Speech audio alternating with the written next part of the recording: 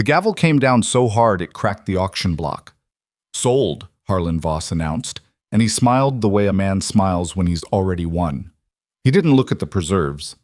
He looked at her. Elara Winslow stood 30 feet away, shoulders tight, jaw locked, pretending she couldn't feel every eye in Red Hollow Ridge cutting into her like January wind. 20 men had tried to walk beside this woman. 20 men had lost everything afterward. And now the most powerful man in 3 counties was publicly making sure everyone remembered exactly what she was worth. Nothing, by driving her bid price into the dirt in front of the entire winter crowd. What none of them saw was the stranger leaning against the far post. Watching. Waiting. Holding a quiet that felt different from everyone else's silence. If that had been you standing there, what would you have done? Before we go any further, if stories like this move you, hit that subscribe button right now and ring the bell so you never miss one. Drop a like and tell me in the comments, what city or country are you watching from? I want to see how far this story travels. Now let's go back to where it all began. The town of Red Hollow Ridge sat at the base of the Greymount Range like something the mountains had coughed up and forgotten about. 300 souls, give or take, depending on the season and how bad the winters got. One main street of packed dirt and weathered timber. A general store, a feed house, a church with a bell that stuck, a saloon that didn't need one, and a bank made of stone that looked permanently annoyed at everything around it. It was, by most measurements, an ordinary frontier town, except for the woman who lived at the eastern edge of it, alone, in a house that was too quiet for one person and too full of memory for any person at all. Elara Winslow was 34 years old, and she had the kind of face that made strangers look twice, not because it was beautiful in the way painters painted, but because something in it refused to fully surrender. High cheekbones that had seen too much cold, dark eyes that tracked everything in a room, a mouth that had learned, over years of practice, to say almost nothing when it wanted to say far too much. She sold preserves, pickled beets, wild plum jam, spiced apple butter in small wax-sealed jars that she lined up on a wooden cart and wheeled into town twice a month. It was not a living that inspired envy. It was barely a living at all. But it was hers, and it required no one's help, and that last part mattered more to her than anything else she could have named. The townspeople bought her preserves. They always bought her preserves, quietly, without making eye contact, leaving coins on the cart rather than pressing them into her hand, as though casual contact might transfer whatever it was she carried. Nobody said the word curse out loud anymore. They didn't need to. It lived in the space between people and Elara Winslow. It lived in the way women steered their daughters to the other side of the street, in the way men who'd once tipped their hats at her now found something urgent to examine in the middle distance whenever she passed. 20 men. That was the number people cited. 20 men who had expressed interest in Elara Winslow over the years. A few who'd courted her seriously, a handful who'd only spoken kindly to her, a couple who'd simply been seen walking in her direction with purpose. All of them, within weeks or months of that association, had suffered something catastrophic. A barn fire, a stolen herd, a loan called in without warning, a business partner vanishing with everything, a reputation shredded by whispers that spread too fast and too specifically to be coincidence. The town had done what towns do. It had built a story around the pattern.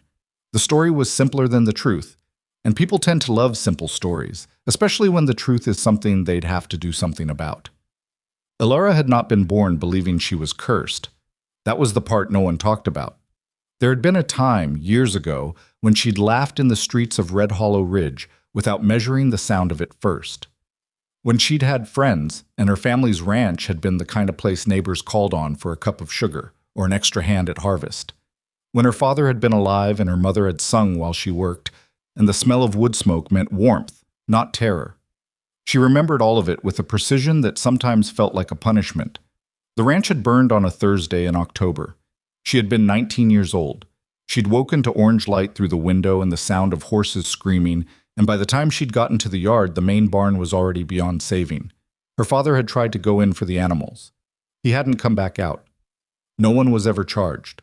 The official finding was accident, an overturned lantern probably, something careless. The sheriff at the time had written it up in 3 lines and moved on to other business. Elara had known, even then, that it was not an accident, She hadn't known who. She hadn't known why. She only knew that 2 nights before the fire, a man in a fine coat had ridden to the property and spoken with her father on the porch for a long time. And when her father had come back inside, his hands were shaking in a way she had never seen before, and he had refused to tell her what the conversation was about. She had spent 15 years carrying that Thursday in October like a stone in her chest. The first man to come around after the fire, a decent neighbor's son named Ellis Pruitt, who had probably meant well and definitely lacked the good sense to understand what he was walking into, had lost his cattle to a mysterious illness 3 weeks after he'd brought Elara a covered dish and sat on her porch for an hour. She told him not to come back. He'd ignored her. His barn collapsed in February under suspicious snow weight that no one else's barn shared. Word traveled fast in small places. She had stopped fighting it eventually, not because she believed it herself, as she was too sharp for that, too familiar with how the world actually worked, but because fighting a belief that everyone shared was like trying to push a river backwards with your bare hands. You exhausted yourself and the river didn't notice. So she had built her life smaller. She had made it tight and manageable and self-sufficient. She preserved things because that was what you did when you understood that most things rotted eventually. You captured what was good while it lasted and sealed it against the air. There was, she sometimes thought, in the darkest hours of winter nights, a certain honesty to that kind of work. What she had not managed to preserve was any real belief that her situation would change. The winter auction came every year in December, a tradition older than the town itself, where townspeople sold and bid on handmade goods to raise money for the community fund. It was meant to be festive. For Elara, it was an exercise in endurance. She brought her preserves because the proceeds went to a fund that had, twice, helped repair the road that connected her small property to town. It was practical. She was practical. That was the whole of it. She had not anticipated Harlan Voss deciding to make a point of her. Harlan Voss was not the kind of man who announced himself loudly. That was the first thing people misunderstood about him. He was 61 years old, silver-haired, always expensively dressed in a way that managed not to look out of place in a frontier town because he'd had decades to calibrate exactly how much better than everyone else he could appear without triggering active resentment. He owned the bank. He owned the largest cattle operation in the territory. He owned, in ways that were never quite explicit on any document, but were understood by anyone who paid attention, the sheriff and half the town council. He had a smile that he deployed the way a card player reveals a winning hand, only when the game was already over. He had been watching Elara Winslow for years, not because he was afraid of her, the way the townspeople were afraid of her. Harlan Voss was not afraid of her at all. He watched her the way a man watches a loose thread on a fine garment, not with fear, but with the particular irritation of knowing that if it ever got caught on something, the whole weave might unravel. She had land, a small parcel, the remnant of what her family had owned before the fire, but land that sat directly between Voss's northern range and the river access he'd been maneuvering toward for the better part of a decade. He had offered to buy it 3 times. 3 times she had declined, each time with less ceremony than the last. The 3rd time she had told him, in the measured tone of someone who has thought carefully about every word, that she would sooner deed it to the crows. He had smiled that card player smile and said he'd check back. He'd been checking back in his own way ever since. Every man who'd gotten close to Elara, every small alliance she might have formed, every person who might have offered her the kind of stability that makes a person harder to pressure. All of it had been quietly and methodically dismantled by men who worked for Harlan Voss and were paid enough not to ask why. He hadn't needed to dirty his own hands once. That was the craft of it, the part he privately took satisfaction in. When you controlled the conditions around a person thoroughly enough, the person eventually collapsed on their own. It was only a matter of patience. At the winter auction, standing behind the bidding crowd in his good coat, with a glass of something warm in his hand, Harlan Voss had decided to make Elara Winslow's humiliation public and definitive. Not cruel in any way anyone could name, just final. A demonstration that her preserves, her careful work, her small dignity, were worth whatever insultingly low figure he chose to name, and that no one in Red Hollow Ridge would contradict him on it. He had watched 2 timid bids go up for her lot, and then he had spoken over both of them with a number so low it was an open insult, delivered in a tone of casual generosity, as though he were doing everyone a favor by resolving the matter. The gavel came down. The crowd was quiet in that particular way. Crowds go quiet when they've witnessed something uncomfortable and have collectively decided not to acknowledge it. Elara didn't move. That was the thing about her that people sometimes forgot. She didn't flinch in the visible ways. She stood with her cart and her jars and her too careful face, and she absorbed it, the way she had learned to absorb so many things, by going somewhere inside herself where none of it could reach the parts that mattered. What she was actually feeling was a rage so old and so settled that it had stopped feeling like anger and started feeling like weather, like something the body simply produced and had no mechanism to stop. She was loading her remaining jars back into her cart when she heard the voice. Not Voss. Not anyone she recognized. That bid was an embarrassment. She turned. The man standing behind her was not remarkable to look at first. Roughly her age, maybe a few years older. Working clothes that had clearly worked. A face that had spent considerable time outdoors at elevation, wind-roughened, with lines around the eyes that came from squinting into distances. Dark hair that needed attention, boots that had seen 3 or 4 winters minimum, and were still holding together through what appeared to be sheer stubbornness. He was looking at the auction platform with an expression she could not immediately categorize. Not outrage, exactly. More like someone who has just watched a card trick and recognized the sleight of hand. "Excuse me?" she said. "His bid." The man nodded toward where Voss was already moving through the crowd, accepting congratulations on something or other. "Whatever he paid for your lot, it was an embarrassment, not to you, to him." He paused, though I doubt he's aware of that. Elara looked at this stranger for a long moment. She had developed, over the years, an efficient system for categorizing the men who spoke to her in public. Pity was most common, the soft, uncomfortable kind that made the speaker feel generous while offering nothing useful. Sometimes it was prurient curiosity, men interested in the legend rather than the person. Occasionally it was someone with a misguided savior instinct that they hadn't fully thought through. This man didn't seem to fit any of those. "You're new," she said. "Passing through," he said. "Then you don't know who I am." "I know your name is Winslow," he said. "I know you make the best apple butter in the territory, which I can tell without tasting it because of how you pack the jars. And I know that man over there in the expensive coat has gone out of his way tonight to make you feel small in front of people who were already afraid to look at you directly." The accuracy of it, stated that plainly, hit her somewhere she wasn't prepared for. "You shouldn't be talking to me," she said. It was not a threat. It was the closest thing to honest information she had offered anyone in years. "Why not?" She looked at him. "People in this town believe I carry bad luck." He considered this with the same expression he'd used for the bid. "Do you?" "No?" "Then we agree," he said simply. "My name is Ronan Vale. I trap the upper Greymount Range in winter and come down when the season turns." He extended a hand. She looked at it. He left it there. Patient. Not pushing. Just offering. She shook it once, briefly, and let go faster than was probably polite. "You'll want to find somewhere else to be," she said. "If you're seen with me, people will talk." "People talk regardless," Ronan said. "That's what people do." He reached past her to pick up one of the heavier crates of jars without asking permission and looked around. "Which way is your cart?" She stared at him. "I didn't ask for help." "No," he agreed pleasantly. "Where's the cart?" It was the pleasantness that caught her. It wasn't performance. It wasn't the forced cheerfulness of someone working to appear charitable. He just asked the question the same way he'd asked everything else. Directly, without decoration, as though this were simply the next logical thing. "I don't need—" "I didn't say you did." He looked at the crate in his hands. "This is heavy. Where's the cart?" Something inside Elara Winslow, some tightly wound mechanism she'd maintained for over a decade, made a sound like a spring under too much tension. She pointed.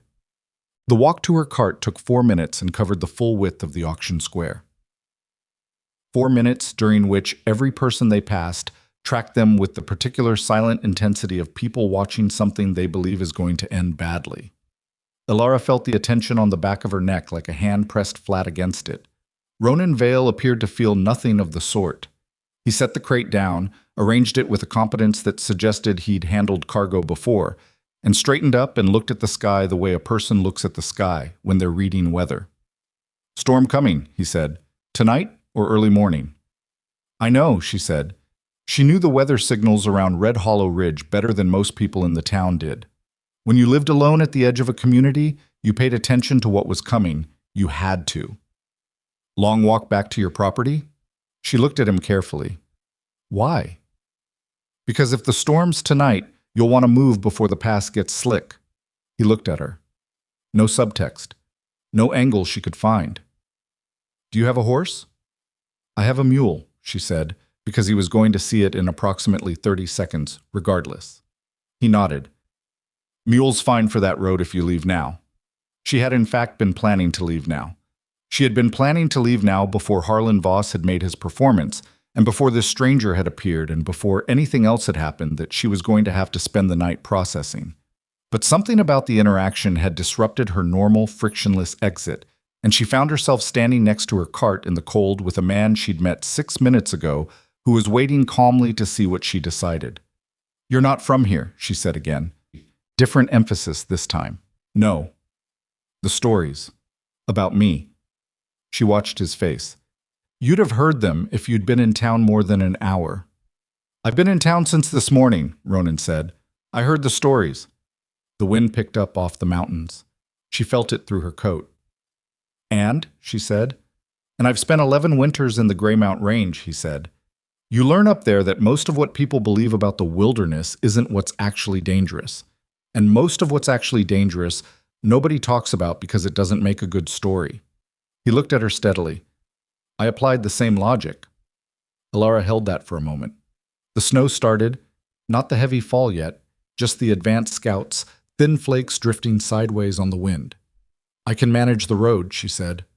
I know you can, Ronan said. She hitched the mule. She did it the way she did everything, competently, without fuss, without waiting for help she hadn't requested. And when the cart was ready and she'd climbed to the seat and taken the reins, she looked back once to find Ronan Vale pulling on his coat and settling his hat. You're not following me home, she said. There's only one road east, he said. I'm heading that direction regardless, but I'll stay 50 yards back if it bothers you. It did bother her. Everything about this bothered her in a way she didn't have immediate access to the right vocabulary for. It wasn't threat. It wasn't pity. It was something she'd had so little experience with in recent years that she'd nearly forgotten it had a name. Someone treating her like a person who had a right to decide things for herself. She faced forward and drove the mule into the beginning of the storm, and she listened to the hoofbeats behind her, a proper horse, steady and unhurried. And she told herself she was only keeping track of the sound because she was cautious, because she was always cautious, because caution was what had kept her alive and sane and intact through 15 years of a life that had tried repeatedly to convince her she was worth less than nothing. She told herself that. The wind came harder off the mountains, the snow thickened, and the road turned to something only a fool or someone with very good reasons would be on at that hour. At the fork where the east path dipped down toward her property, she stopped the cart without fully understanding why, and half turned on the seat. Ronan pulled up behind her without drama. He read the fork, read her, said nothing. It's going to be a bad one, she said, because it was. And because, she told herself, it was the sensible thing to say. It was information relevant to a person who was apparently intending to be out in it. Yes, he agreed.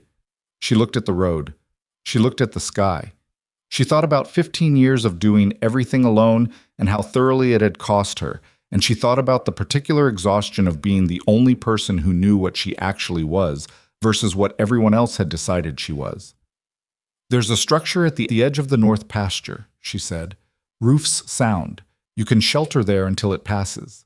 She did not look at him when she said it. She faced forward and urged the mule on before she could think through the decision any further, because she had learned that some decisions, if you thought about them long enough, you talked yourself out of for reasons that only made sense to the frightened part of you.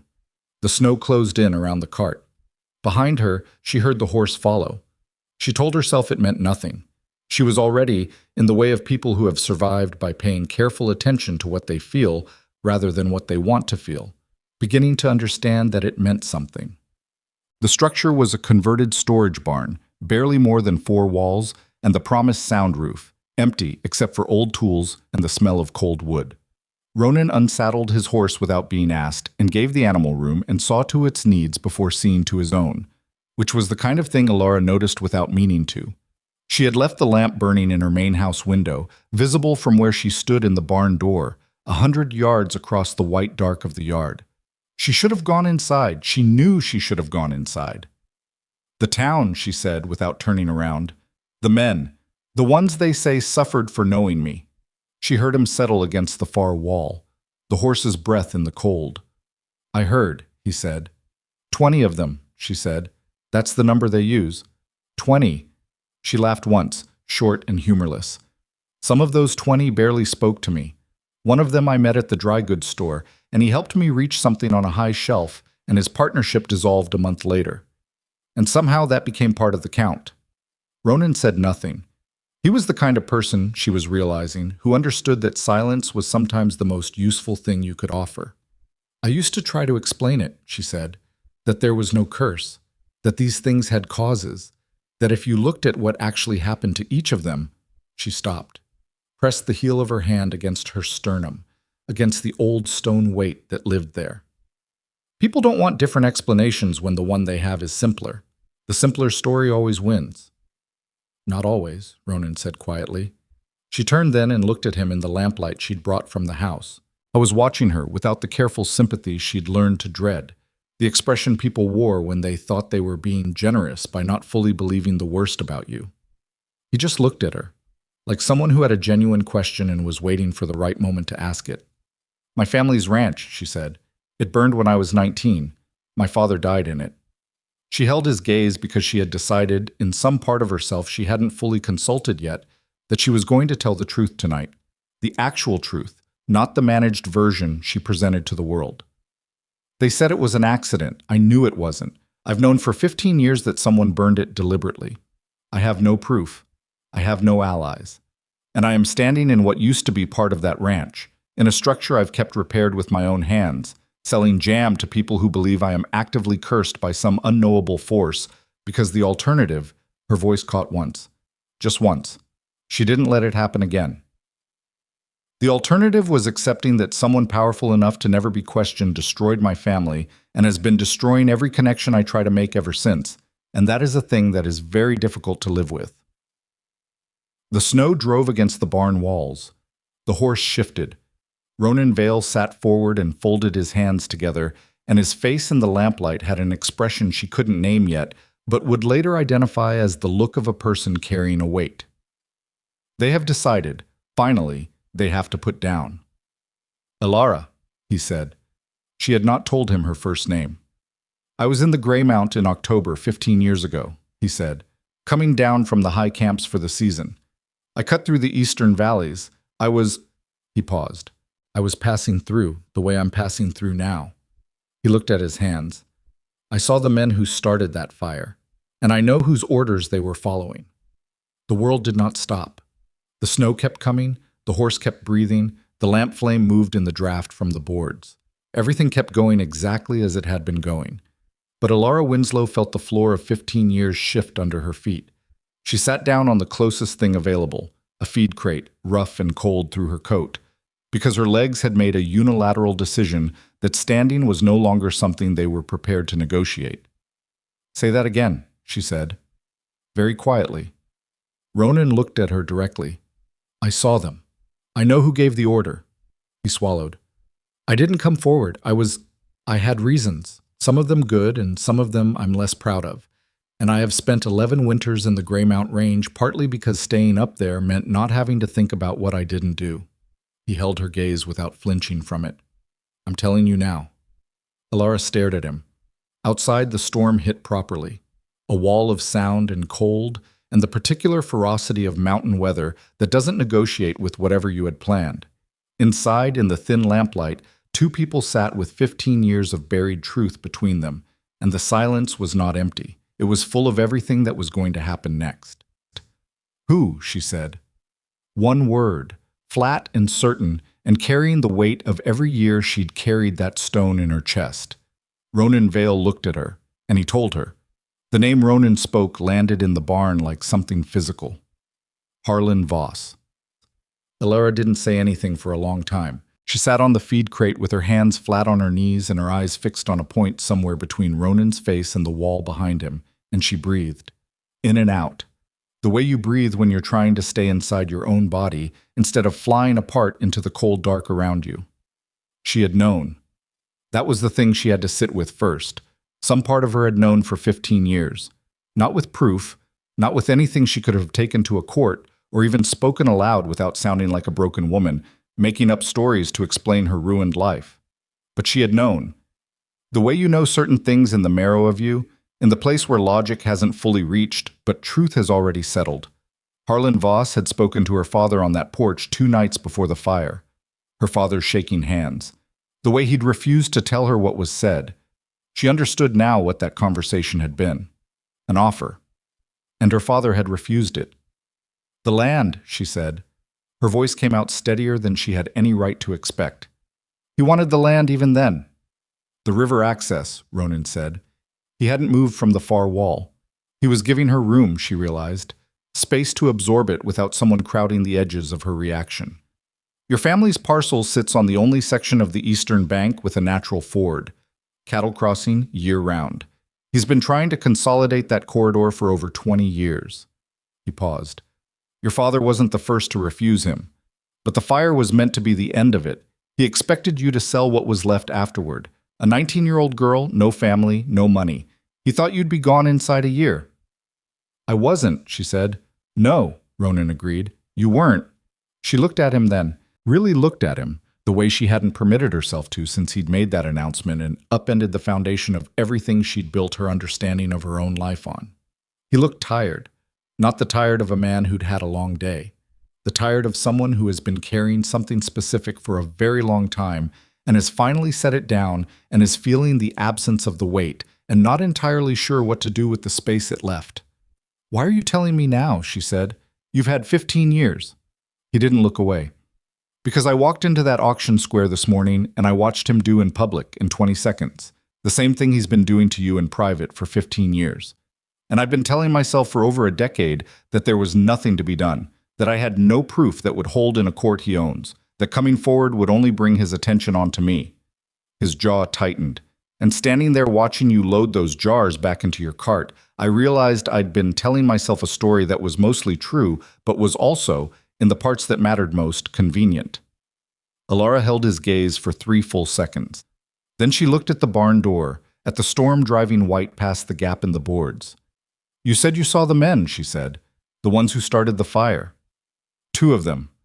I knew one by sight, a man named Cord Sutler who ran enforcement work for Voss's operation back then. He's dead now, 3 or 4 winters past. Ronan's voice was careful, measured. The other I didn't know then. I've since learned his name. He still works for Voss, has for 20 years. Something moved through Elara's chest. Not warmth exactly, more like the feeling of blood returning to a part of the body that had been numb for so long you'd stopped noticing the absence of sensation.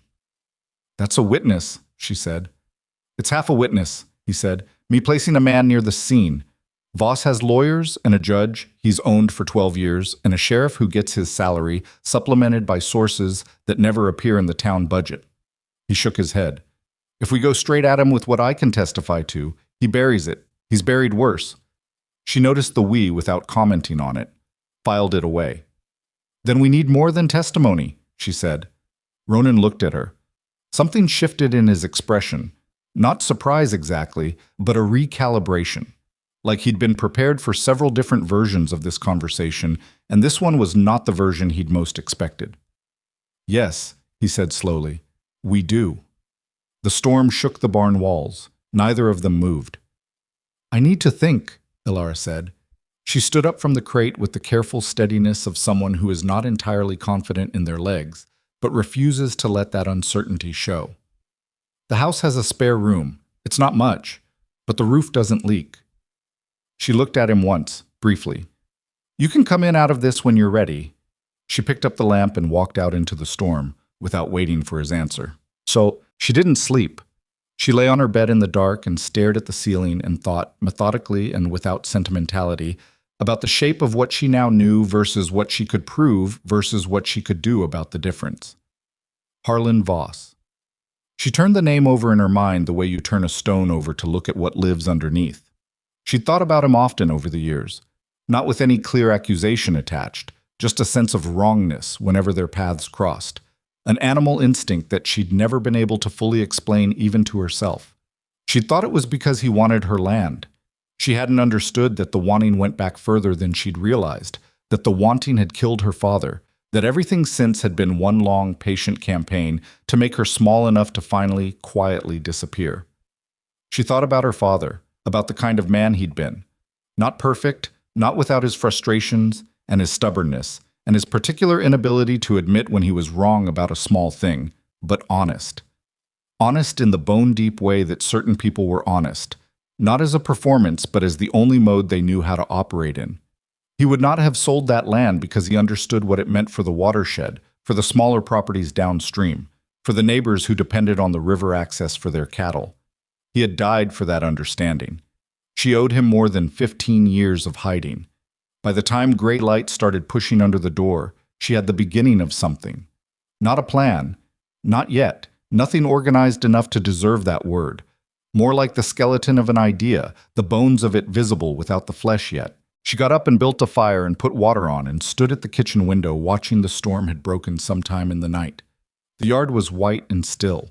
The tracks from the previous evening were smoothed over. The world looked temporarily like something that had been erased and was waiting to be rewritten. She heard movement from the spare room, then the sound of boots. Ronan appeared in the kitchen doorway, looking the way people look when they haven't slept well in an unfamiliar place, slightly provisional, not fully reassembled yet. His hair needed more attention than it had received. "Coffee," she said, not as an offer, more as a statement of what was available. He sat down at the kitchen table without being invited. It should have bothered her. She noticed that it didn't. She set a cup down in front of him and sat across the table with her own and looked at him directly. "Voss keeps records," she said. No preamble. "Men like him always do. Not because they're sloppy, because they need leverage over the people they use. You can't run an operation like his on trust. You need something to hold over every sheriff, every judge, every hired man who knows too much. Which means somewhere there's documentation." She watched his face. "Not accessible. Not anywhere obvious. But it exists." Ronan drank his coffee, thought about it. "The bank?" "The bank," she agreed. "He lives in that building as much as he lives anywhere. He has a private office on the upper floor that no one enters without permission. People in town talk about it the way they talk about things they've never seen but believe are important." She wrapped her hands around her cup. "Whatever records he keeps, that's where they'd be." "You're suggesting we break into Harlan Voss's bank." "I'm suggesting," she said evenly, "that we think very carefully about what would make Harlan Voss move those records, or lead us to them." She paused. "He doesn't take risks unless he feels threatened, and he only feels threatened when something he believes is safely buried might surface." Ronan set his cup down slowly. She watched the idea travel across his expression. "You want to make him think the arson evidence has already been found," he said. "I want to make him think someone is about to expose what he did to my family's ranch," she said. "I want him frightened enough to go for whatever documentation he has, so that we can see where he goes and what he reaches for." She met his eyes. "But I need to understand something first." He waited. "You said you've spent 11 winters in the Greymount," she said. "A man spends that long avoiding civilization. There's a reason. I'm not asking you to confess your whole life to me, but if I'm going to do this with you, I need to know whether there's something in your past that Voss could use, because he will look. The moment he feels threatened, the first thing he does is look for leverage on whoever is threatening him." The kitchen was quiet. Outside, somewhere in the white yard, a bird was making an unsuccessful argument with the wind. Ronan looked at his coffee cup for a moment.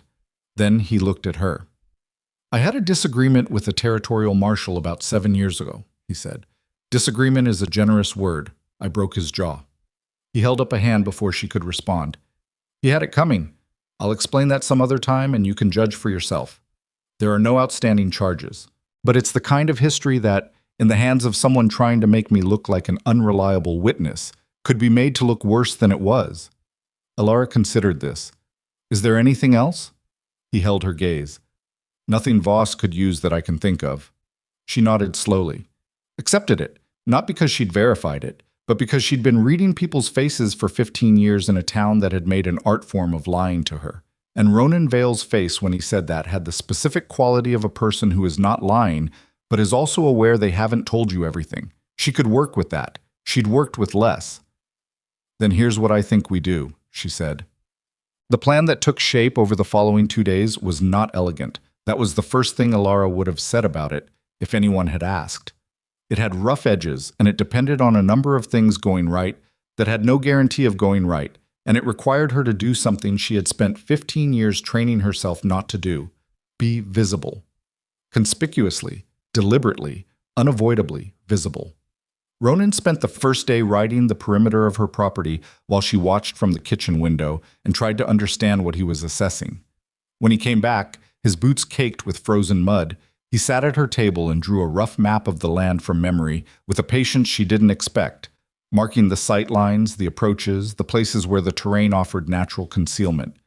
He had done this kind of thinking before. She didn't ask where he'd learned it, not yet. If we're going to use this land as a trap, he said, we need to know it better than whoever Voss sends. Advantage of ground. They'll be coming in from, he indicated the northwest approach. Here, most likely. It's the direction that offers the most cover on the approach and the fastest exit back toward the Voss northern range. How do you know they'll come here, she said. Because this is where the story is, he said. If the rumor spreads that evidence connected to the old arson has surfaced on your property, this is the first place they'll look to destroy it. They won't trust that you've already moved it. They'll want to be certain. She looked at the map. And you think they'll move fast? I think Voss has been patient for 15 years because he had no reason to hurry, Ronan said. Give him a reason to hurry, and patience becomes a liability he can't afford. He looked up. The auction was 4 days ago. He's already watched me talk to you in public. He'll be asking questions about who I am. We don't have as much time as we'd like. She hadn't considered that. The calculation shifted. Then the rumor needs to spread today, she said. Ronan nodded. Who in this town talks? She almost laughed. Almost. Everyone talks. The question is who talks to people who talk to people who talk to Voss's men, she thought. There's a woman named Faye Collier who runs the dry goods counter. She's not malicious. She cannot hold a story inside her for more than 4 hours. Whatever you tell her at noon is general knowledge by supper. What's your relationship with her? She sold me thread and avoided eye contact for 8 years. Elara paused. She's not unkind. She's frightened, like most of them. Ronan accepted this without judgment. I'll go in this afternoon. I'll let it drop that I've been doing some trapping on your eastern property, and I came across a tin box buried near the old fence line that had papers in it. I'll say I didn't read them carefully, but that I gave them to you. He looked at her. Didn't you be in the store at the same time? The idea of it made something tighten in her throat. Being seen. Being in the center of something, rather than invisible at the edges. Yes, she said. You just need to look like you know something you're not saying, he said. You don't need to perform, just let her see that something is different. I know how to let someone see what I want them to see, Elara said, more sharply than she intended. He didn't react to the sharpness. I know you do. That was the second time he'd said something like that, acknowledged her capability without softening it into something more comfortable. Each time it hit her in the same unexpected place. She wasn't used to it. She'd need to be careful about how much weight she put on it. Oh.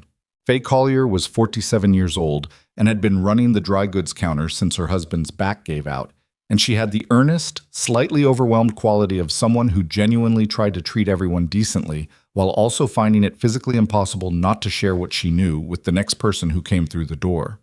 She was not a bad person. She was, in this particular moment, exactly the right person. Elara came in first, bought lamp oil and a length of cotton batting, and stood at the counter long enough for Faye to notice the particular quality of her silence. Not the usual flat withdrawal, but something contained, something that had a shape to it. You all right? Faye asked, because she was genuinely kind underneath everything else. Fine, Elara said, in the tone of someone who is notably not fine, but has decided not to discuss it. Faye was still trying to formulate a follow-up that was both caring and not invasive when the bell above the door sounded and Ronan Vale came in. He was good at being unremarkable when he chose to be. Not hiding, just not presenting. He picked up a tin of tobacco he probably didn't need, paid for it, and in the process of completing the transaction mentioned, in the offhand way of someone sharing information of no particular significance, that he'd been doing some fence line checking on the Winslow East parcel that morning and had found something interesting buried near the old postmarkers. A tin box. Papers inside. Hadn't looked too closely, wasn't his business, but he'd left them with Miss Winslow. He said it the way you'd mention finding a stray button. He left. Faye looked at Elara. Elara looked back at Faye with an expression she'd spent 15 years perfecting, the look of someone who knows more than they're telling, who has made a decision about silence, who is carrying something privately significant. Then she picked up her oil and her batting and walked out. She made it around the corner of the building before she had to stop and breathe. Not from fear, from the strange, dizzying sensation of having done something forward-facing after so many years of moving only sideways or backward, of having stepped deliberately into the middle of something instead of away from it. Ronan came around the corner from the other direction 30 seconds later. "She'll tell 4 people before supper," Elara said. "Voss will know by morning." "Then we have tonight to finish setting up," he said. She looked at him. "Are you certain about this?" He didn't answer immediately. She respected that, the pause that meant he was actually considering the question rather than reflexively reassuring her. "No," he said, "but I've been certain about doing nothing for 11 years, and look where that got both of us." What Ronan built in the next several hours along the northwestern approach to her property was not a trap in any dramatic sense. There were no pits, no tripwires, nothing that would have been out of place in a frontier adventure story of the kind sold in railway station bookshops for 2 cents. What he built was more unglamorous and more effective, a system of awareness. Dry branches arranged at intervals where a careful man wouldn't place them, but a man moving fast in darkness would. A specific pattern of fence wire loosened at 3 points that would catch and tangle without stopping anyone, but would make noise that carried on cold air. 2 positions, one at the hay storage lean-to, one at the corner of the main structure, from which a person could observe the approach without being visible. He explained it to her as he worked, not with the self-importance of someone demonstrating expertise, but with the matter-of-fact efficiency of someone who thought out loud, because thinking out loud was more useful than thinking privately when you needed another mind on the problem. She asked questions, good questions, the kind that came from actually listening rather than waiting for the explanation to finish. He adjusted 2 things based on her input, and he did it without making a thing of it. Just incorporated what she'd said, changed the approach, moved on. She had not made decisions with another person in a very long time. Not real decisions, the kind that had weight. She had forgotten what it felt like when the other person in the room was operating in good faith. It felt, she discovered, like being able to use both hands instead of one. By early evening, they had done what could be done. She made a meal that was functional rather than elaborate, salt pork and beans and cornbread that she didn't apologize for, and he didn't require apology for. And they sat at her kitchen table in the specific quiet of 2 people waiting for something they have set in motion. "The man who's still with Voss," she said, "the one you recognized from the fire. What's his name?" Ronan didn't hesitate. "Dutch Carver. He runs the East crew now. Voss uses him for things that need to be done without a paper trail. If we can get him to talk..." "Getting him to talk is the whole game," Ronan said. "Carver knows where Voss's documentation is. He'd have to. He's been part of the operation long enough that Voss would have needed leverage on him, which means Carver knows what Voss has written down because his own name is in it." He leaned forward on the table. "People in Carver's position, they're not loyal. They're bound. There's a difference. Loyalty stays when the walls come down. Being bound only holds as long as the walls do." She understood that. She understood it more than she was comfortable with. "So we need the walls to crack first," she said. "Just enough," he said. "Just enough that Carver looks at the 2 options in front of him and decides that talking is the better survival position." The wind moved through the eaves. Somewhere far back in the Greymount Range, something made the sound that big distances make at night, a vast, indifferent settling. "Tell me something," Elara said. She hadn't planned the question. It arrived from somewhere below her deliberate thinking. "When you were in the Greymount all those years, did you have people, somewhere?" He looked at the table. A long pause. "No," he said. She nodded, didn't push. "My mother died the winter I was 22, he said, because apparently he'd decided to answer the larger question she hadn't actually asked. There was no one else. My father had been gone since I was a child. I had a life in one of the territory towns for a few years. It ended badly. The situation with the marshal was part of how it ended, and the ending was partly my fault and partly not. He looked up. I'm not going to tell you I'm a simple man with no complications, because that would be insulting to both of us. I'm not interested in simple, she said. He looked at her for a moment. Something in his expression that she couldn't quite read. Not the moment for reading it, probably. Not the right night. The question, he said suddenly. She blinked. What? At the auction, before we walked to your cart. He looked at her steadily. I said it without thinking, and then I watched it hit you, and I realized it had landed differently than I'd expected. Why are you still carrying the guilt for a crime someone else committed? She was quiet for a moment.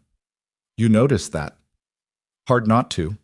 She thought about how to answer it honestly, without the protective wrap of distance she usually put around anything that close to the center of her. Because someone had to be responsible, she said, and he was never going to allow himself to be. And I was right there, available, with all the evidence of damage already visible. She paused.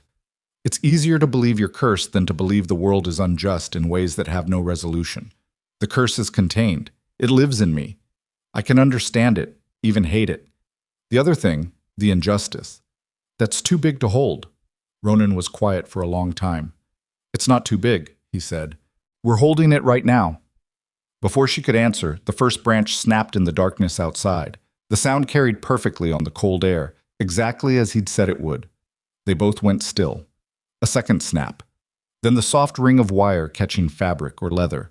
Ronan was on his feet without a word, already moving toward the position they'd established, his body shifting into something quieter and more deliberate than his normal movement. Elara went to the other position, the corner of the main structure, the rifle she hadn't touched in 2 years already in her hands, without her remembering consciously picking it up. Muscle memory.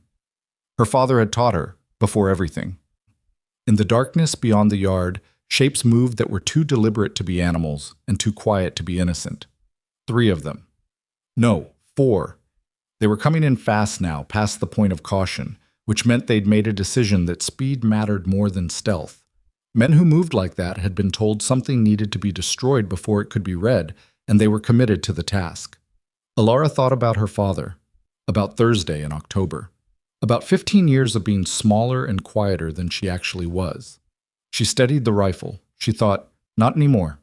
The first man hit the outer wire in the dark and went down hard, and before he'd finished cursing, the night around Elara Winslow's property became something else entirely, loud and cold and completely, irreversibly in motion.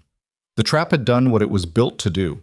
Whether the people inside it would walk out changed enough to matter was the part that was still being decided, second by second, in the long dark of the frontier night. The first man hit the wire and went down cursing, and the second one behind him stumbled over the first, and that was the moment everything stopped being a plan and became something that had to be survived on instinct.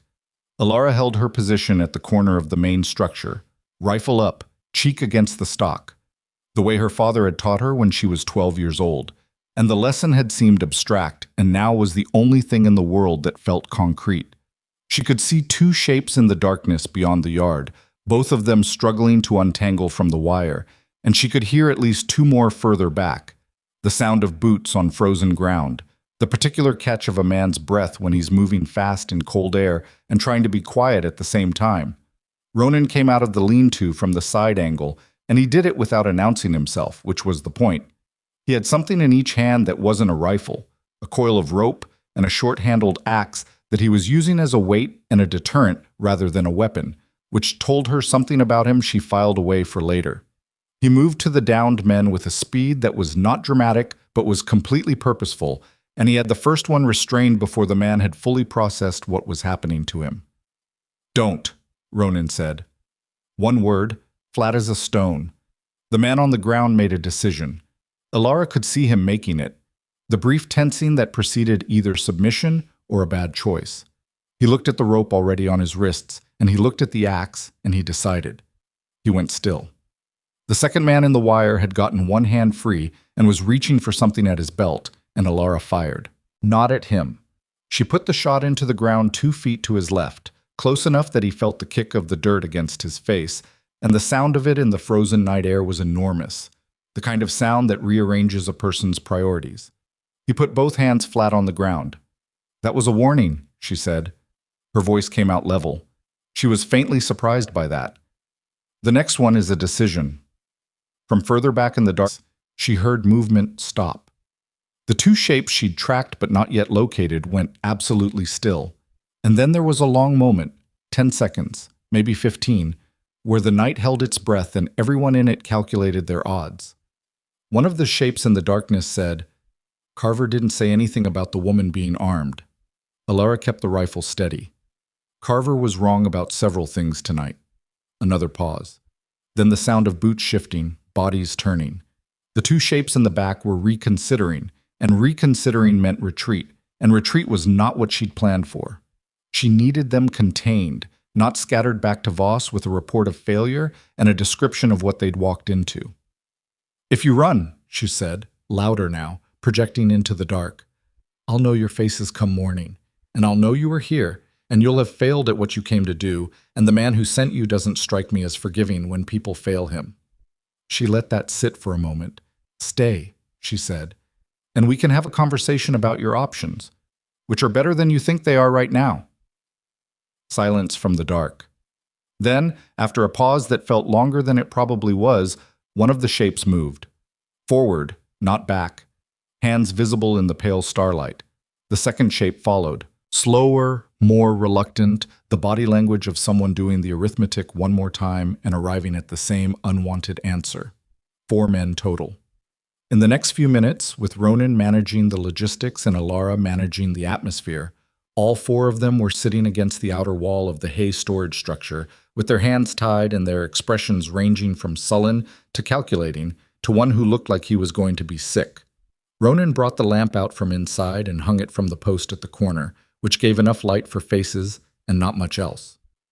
He stood to one side and let Elara run it. She'd understood, without it being discussed, that this was how it needed to go.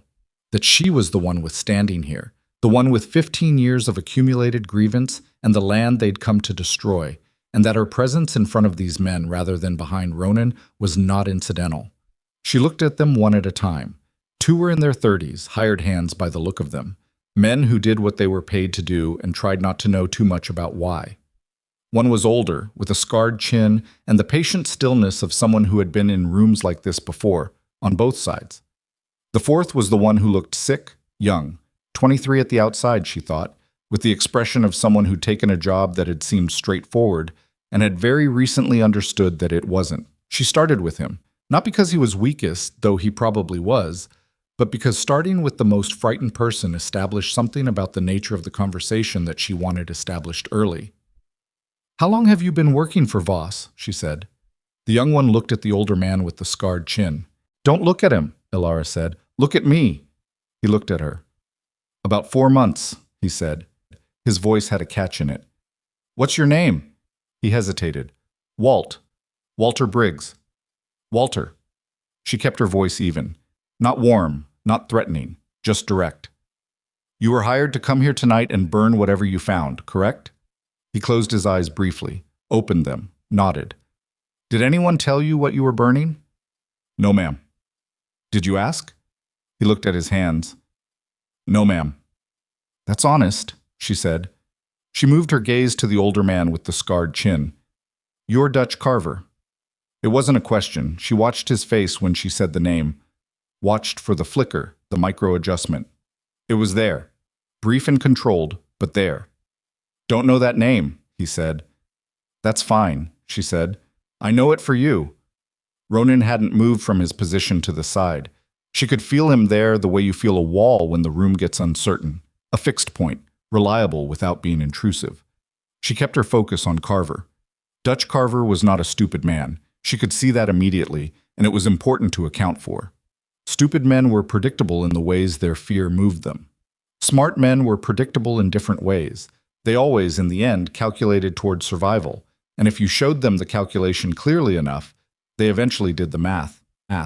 "You were there," she said. "The Winslow Ranch fire. October, 15 years ago." His face gave her nothing. He'd had a long time to practice giving nothing. Don't know what you're talking about.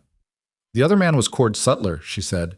Sutler's dead, which means the only living witness to who gave the order that night is in this yard right now. She paused.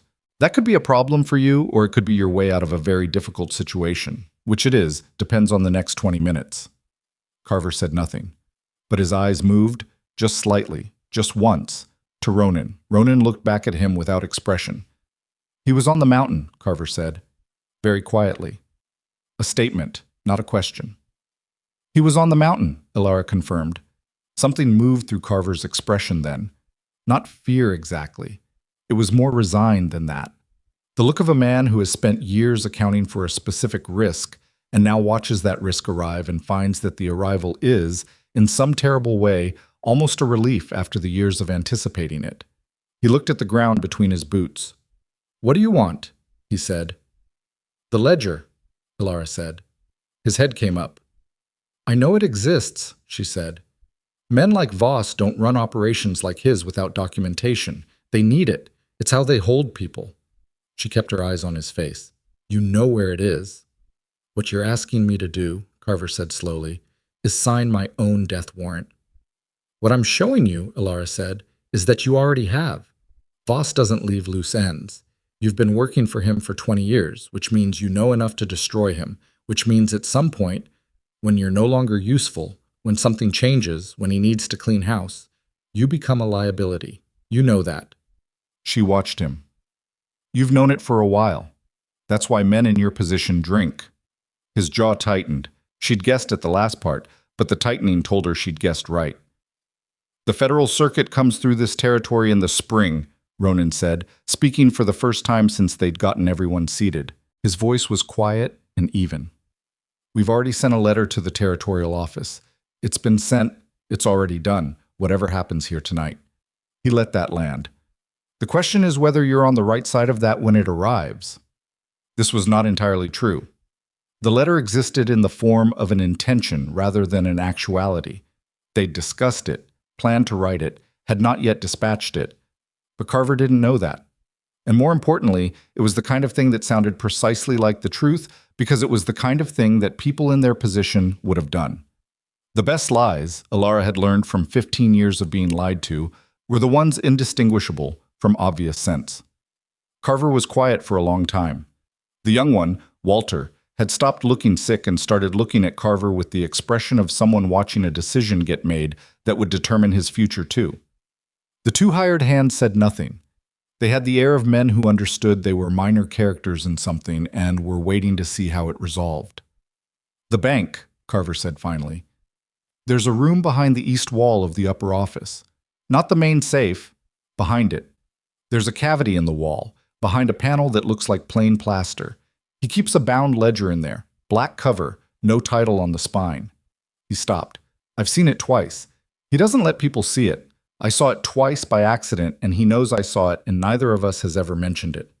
His voice dropped to something almost inaudible. That's been between us for 8 years. The silence after that was different in quality from the silences before it. It had weight. If I testify, Carver said, to a federal authority, not the county sheriff, not the county sheriff, Elara said. Federal. What happens to me? Ronan spoke. That's between you and them. We can't make promises we don't have authority to make. But a man who comes forward voluntarily with information about arson, land theft, fraud, and murder is a different legal position than a man who gets arrested as an accomplice. He held Carver's gaze. Different enough to matter. Carver looked at the ground again. The lamp flame moved in a small wind off the mountain and the shadows around them shifted and settled. All right, he said, to the ground. Then he raised his head and said it again to Elara. All right. She felt something release in her chest. Not relief, not yet, because there were too many things still between here and anything resembling completion, but the specific sensation of a door opening that had been sealed for 15 years. Cold air coming through. Not comfortable. Real. Okay. They kept Carver and the others in the structure until first light. Ronan took watch in 2-hour intervals while Elara made 2 attempts at sleep that didn't fully succeed. She lay in the spare cot she'd set up in the kitchen and stared at the ceiling and thought about the ledger. About a black book behind a plaster wall in Harlan Voss's private office. About 15 years of her life compressed into entries in someone else's accounting of his own crimes. She thought about what her father would have made of all this. She decided he would have been scared and stubborn and proud in that order, which was more or less how she felt herself. At first light, Ronan woke Carver and had a separate conversation with him that Elara was not part of, by mutual unspoken agreement. She could see them through the window, Ronan doing most of the listening, Carver talking in the contained way of someone who has made a decision and is now building the practical architecture of it. When Ronan came back inside, he had 4 names written on a piece of paper in his careful, slightly cramped hand. Men in the territory that Voss hasn't gotten to, he said. That's Carver's list. One of them is a deputy marshal in the Northern District. He put the paper on the table. He says the deputy is honest, has been offered things twice and declined both times. Elara looked at the names. Do you know any of them? 1. He tapped a name near the bottom. I've crossed paths with him. He's solid. She nodded. Then she looked at the paper for another moment. We still need the ledger. Yes. Because without it, Carver's testimony is one man's word. Voss will say he's lying to save himself, and Voss has better lawyers. Yes, Ronan said again. So we need to get it before Voss knows it's been found. Ronan sat down across from her. He looked, for the first time since she'd met him, like someone calculating odds and finding them not entirely favorable. Going into that bank office to locate and remove a hidden ledger is not something we can do quietly. I know. We'd need a reason to be in that building, a public reason, in front of witnesses, that creates a window. She thought about this, turned it over. What would make Voss come out of that office? Ronan frowned. Public confrontation. Something that requires his presence in the main bank floor. Then that's what we give him, she said. He looked at her. Elara. If I walk into his bank and tell him in front of his staff and whoever else is present that I have documentation of the arson, that I'm taking it to federal authorities, that I'm prepared to contest every land transaction he's made in the past 20 years, he'll come out of that office. She kept her voice steady. He won't be able to help it. He can't let that conversation happen in front of witnesses without responding. He has a performance to maintain. Ronan was quiet for a long time. He might do more than respond. I know that too. He's had people killed, Elara, not figuratively, literally. I know what he's done, she said, and the quietness of her voice was not calm exactly. It was the particular tone of someone speaking about something they've lived inside for so long it's become part of the architecture of who they are. I've known for 15 years what he's capable of. I've been running from it without running from it, staying in place and making myself small, and hoping invisibility was the same as safety. She looked at Ronan. It wasn't. It was just slower. He held her gaze. I'll be in the office before you go in, he said. There has to be a reason for me to be in the building first. I'll speak to the clerk about a land registry question, something that requires looking at documents, something that gives me legitimate access to the upper floor. He thought. If Voss comes down to handle you, that gives me time upstairs. You'd have maybe 10 minutes, she said. I know where to look. She studied his face. Have you done this kind of thing before? Going into places you shouldn't be and finding things that were meant to stay hidden? He met her eyes steadily. I told you my past was complicated. You also said there was nothing Voss could use against you. There isn't. What I've done was for people who needed it done. He paused. That's not a comfortable thing to say out loud, but it's the truth. She accepted this the same way she'd accepted the earlier version of it, not because she'd verified it, but because she was beginning to understand that Ronan Vale's particular variety of honesty included being honest about the things he wasn't going to fully explain yet, which was a more functional version of honesty than most people managed. We go tomorrow, she said. Before this goes any further, and before Voss gets a report from whoever Carver sent back to him last night. Carver didn't send a report last night, Ronan said. He told me. He sent one of the hired hands back around midnight with a message that they'd found nothing on the property and were coming back in the morning. Elara looked at him sharply. Why would he do that? Because he'd already decided, Ronan said, before we finished talking. He decided when you said his name in the dark and you were right about it. Something crossed Ronan's expression that was almost, not admiration, that wasn't quite the word, recognition. He's been waiting for an exit for a long time. He just needed one that had a chance of working. She thought about that. About the weight of being bound to something terrible for years, waiting for a door that might never appear. About how the waiting itself became its own trap, separate from the original one. She understood it more than she was comfortable admitting. Then we have today, she said. And tomorrow, we finish this. The afternoon was spent in preparation, and the preparation was mostly practical but not entirely. Elara wrote 2 letters, one to the Territorial Land Registry Office, one to a newspaper in the capital city that had 6 years ago run a small investigative piece about land consolidation practices in frontier territories that had not mentioned Harlan Voss by name, but had described practices so precisely parallel to his that she'd clipped the article and kept it in the back of a drawer against the possibility that someday it might matter. She told the newspaper what she knew and what she could prove, and what would be provable within the next week. She sealed both letters and gave them to Ronan. If something goes wrong tomorrow, she said, mail them. He took them without argument, which she appreciated more than she could easily express. In the evening, they sat on opposite sides of her kitchen table again, and the silence between them had changed in quality from the previous evening. It was still not comfortable. It had too much knowledge in it for comfort. But it had a different texture, less provisional, more like something that had taken root somewhere without either of them having explicitly decided to plant it. You asked me last night whether I had people anywhere, Ronan said. She looked up from the lamp she'd been trimming. I told you my mother died and I had no one. He looked at the table surface. What I didn't say is that I chose the Greymount the way some people choose a bottle, because it was a place that didn't ask me to explain myself, and everything else I tried after my life fell apart required too much explanation. He paused. I'm not saying that as an excuse. I'm saying it because you told me something true last night, and it seems fair to return that. She set the lamp down. The life that fell apart, she said carefully. Was there someone? A woman, yes. He said it simply, without the performance of casualness that would have made it more loaded. A long time ago. She left because my choices made staying impossible, and she was right to go, and I don't blame her. He looked up. I'm also not still carrying it, if that's what you're wondering. I'm telling you about it because it explains the Greymount, not because it explains now. She looked at him across the table. In the lamplight, his face had all its roughness visible, the wind damage, the imperfect nose, the eyes that had spent a decade looking at distances. And it was, she thought, a very honest face. Not beautiful in any way that would paint, but honest. Voss. Yes, he said, we should sleep. Probably. Neither of them moved immediately. Ronan, she said. He waited. Whatever happens tomorrow. She chose the words with the same care she gave to sealing a jar, precisely against the air.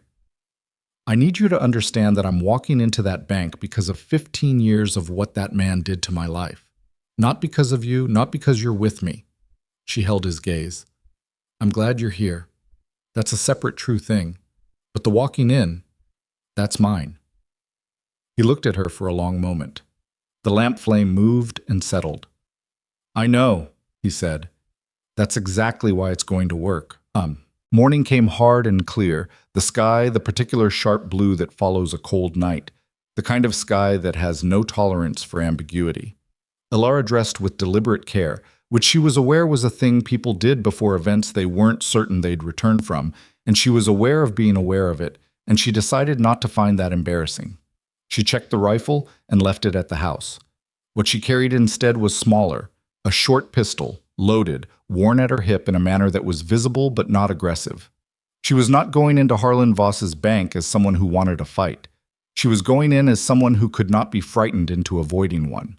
There was a difference, and the difference needed to be legible. Ronan had left an hour earlier, separately. The plan required them to appear unconnected for as long as possible, him in the building first, on a legitimate land registry errand, in position before anything started. They had not discussed what would constitute a signal that something had gone wrong. They had both tacitly agreed that if something went wrong, they would know it, and that planning around it in advance was the kind of preparation that made you more afraid rather than more ready. The road into Red Hollow Ridge took 40 minutes on the mule. She covered them in a state that she would not have called calm. Her hands were steady, but her mind was running, checking the architecture of the plan for the 5th or 6th time, looking for the place where it cracked. She found several places where it could crack. She decided that was acceptable. Nothing without crack lines was real. Main Street was busy for a mid-morning, the weekly delivery wagons, a knot of people outside the general store, the normal circulation of a town going about its business. She rode through it at a pace that was neither hurried nor slow, looking straight ahead, and she felt the familiar phenomenon of eyes tracking her passage and conversations lowering in volume and then resuming at a slightly different frequency. Let them look, she thought. There is a last time for everything. She tied the mule at the post outside Voss's bank and stood for a moment with her hand on the post and looked at the stone building that had dominated the center of Red Hollow Ridge for as long as she could remember. The building that had held paper authority over half the town's property. The building with a private office upstairs where a black ledger sat behind a plaster panel and had sat there for years, patient and damning as buried bone. She pushed the door open and walked in. The main floor of the bank was cool and dim, with the particular hush of institutional spaces, 2 teller windows, a sitting area, a clerk's desk. At the far end, a staircase leading up. Ronan was not visible, which meant he'd already gone upstairs, which meant the first part had worked. A clerk looked up from the desk, recognized her. She watched the recognition hit, watched the slight recalibration of his expression. "Miss Winslow," he said carefully. "I need to speak with Mr. Voss," she said. "Mr. Voss is—" "I know he's upstairs," she said. "Tell him Elara Winslow is in his bank and intends to remain here until he comes down to discuss the documentation regarding the deliberate arson of the Winslow Ranch, October 15 years ago, and the subsequent systematic destruction of every person who attempted to associate with me." She paused. "Use those exact words." The clerk stared at her. She sat down in the sitting area and folded her hands in her lap and waited. The clerk, after a moment that suggested an internal war between his training and his instincts, went to the stairs. Elara counted her own heartbeats. 1, 2, 3. Thought about her father. Thought about a Thursday in October, an orange light through the window and the sound of horses screaming. Thought about the question Ronan had asked her that first night, the one that had shattered something she hadn't realized was holding her in place. "Why are you still carrying the guilt for a crime someone else committed?" She heard boots on the stairs. Heavy, deliberate. Harlan Voss appeared at the bottom of the staircase and looked across the main floor of his bank at the woman sitting in his sitting area with her hands folded and her face composed and her eyes absolutely steady, and something moved through his expression, not quite what she'd expected. Not just anger, something older than anger, something that looked, for just a fraction of a second, like the thing he'd been managing for 15 years, finally arriving and looking exactly like he'd always known it would. He straightened his coat. He descended the last 3 steps. He began walking toward her, and his face had rearranged itself into the card player expression, the one he deployed when the game was already over. But upstairs, in the office he'd just left, Ronan Vale was already moving toward the east wall. Harlan Voss walked across the floor of his own bank the way he walked everywhere, like a man who had never once been required to hurry for anyone else's convenience. Each step measured, each movement calibrated. The coat was good wool, the boots were polished, and his face had settled into the particular expression of a man who has managed difficult situations for 40 years and believes, at a cellular level, that this one will be no different. He stopped 6 feet from where Elara sat, not close enough to be threatening, far enough to be in control of the space between them. "Miss Winslow," he said. The voice was warm. That was the thing about Harlan Voss that people always mentioned afterward, how warm his voice was. How reasonable, how entirely unlike what he actually was. "I understand you wanted to speak with me." "I did," she said. She did not stand up. She had thought about this, whether standing would communicate strength or whether remaining seated communicated something more unsettling, which was the absence of any need to perform strength. She stayed seated. "I appreciate you coming down." He looked at her. At the pistol at her hip, visible, noted, not reacted to. His eyes moved to the 2 tellers, both of whom were doing the worst job in frontier history of pretending to work. The clerk at the desk had gone very still. "Perhaps we should discuss whatever is on your mind upstairs," Voss said. "In private." "I prefer it here," she said. "I find that important conversations have a way of going better when there are witnesses." Something shifted in his expression, barely, a tightening at the corner of one eye. "As you wish?" He moved to the chair across from her, unhurried, deliberate, and sat down and crossed one leg over the other and folded his hands with the patience of a man who has all the time in the world. "What can I do for you?" Upstairs, 40 feet above this conversation, Ronan Vale was running his hands along the east wall of Harlan Voss's private office. He was not calm. He'd told himself he would be calm, and he was not, which he recognized as accurate information about the situation rather than a personal failing. The office smelled like old paper and pipe tobacco, and the particular mustiness of a room where windows were rarely opened. Heavy furniture, a large desk facing the door, bookshelves along the north wall. The main safe, iron, substantial, bolted to the floor, sat against the east wall where Carver had said it would be. Behind it, behind the safe, behind the east wall. Panel that looks like plain plaster. The safe was not small. It weighed, at a conservative estimate, 400 pounds, and it was not something a single person moved without equipment and preparation. But it had clearance beneath it. It sat on 4 iron feet, each about 3 inches high. And the wall behind it, if Carver was right about the panel, was not the safe's back panel, but the actual building wall extending behind and around it. Ronan pressed himself sideways into the narrow space between the safe's right edge and the wall. Not enough room to fully face the wall. Enough to run his fingers along the plaster in the section Carver had described. Roughly 2 feet above the floor, 18 inches wide, the seam barely perceptible if you didn't know to look for it. He found it with his fingertips before his eyes caught it. A faint line. A second line, parallel. A small indentation at the right edge that was not decorative. He pressed it. Nothing. He pressed harder, at a slightly different angle, and something clicked. Soft, mechanical. The sound of a latch that had been opened and closed just often enough to work without stiffness. The panel moved inward an inch.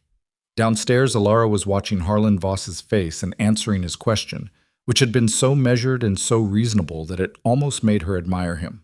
Almost. "My family's ranch," she said. "October, 15 years ago." "A terrible tragedy," Voss said. "I remember it well. Your father was offered money for the property 2 days before the fire," she said, "and declined." Voss's expression did not change. This was the thing she'd prepared herself for. The fact that he was genuinely good at this. Better than most people. The expression remained sympathetic, slightly puzzled, the face of a man being confronted with something he doesn't fully understand and is trying to help with. "I'm not sure I follow," he said. "I think you follow perfectly," she said. "But let me be direct, since you've been indirect on my behalf for 15 years, and I imagine we're both tired of it." She looked at him steadily. "I have documentation. Evidence relating to who ordered that fire and who carried it out.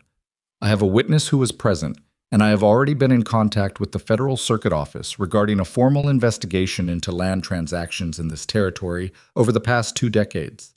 The warmth in Voss's voice did not disappear. It cooled by about 2 degrees, which on him was the equivalent of another man going white.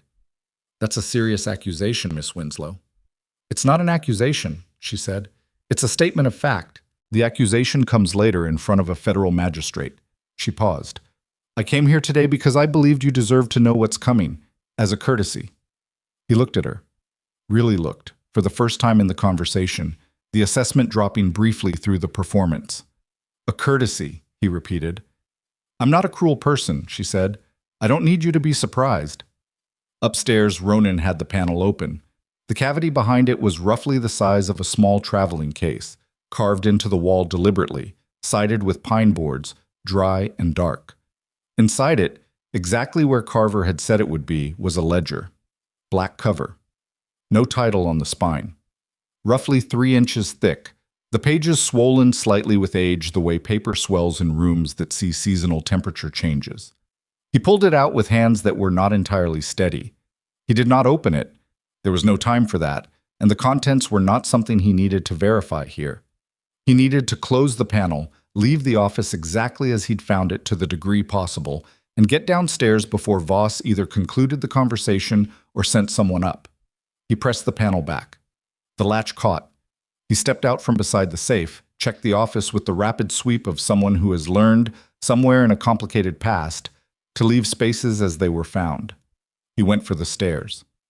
Downstairs, something had changed in the quality of the conversation. Elara felt it before she could identify it.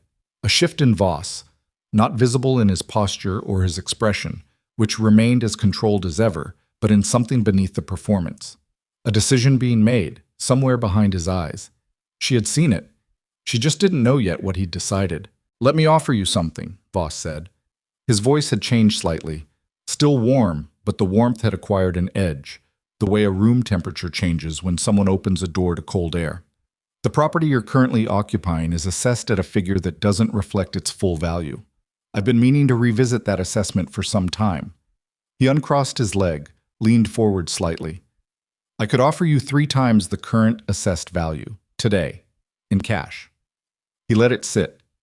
"That's more money than most people in this territory will see in 5 years. Enough for a real start somewhere else. Somewhere that doesn't carry 15 years of painful associations." She looked at him. He held the look with his full performance intact. A reasonable man. A generous man. A man trying to help. She understood in this moment with complete clarity exactly what he was. Not a monster in the way stories made monsters. Not theatrical. Not given to visible cruelty.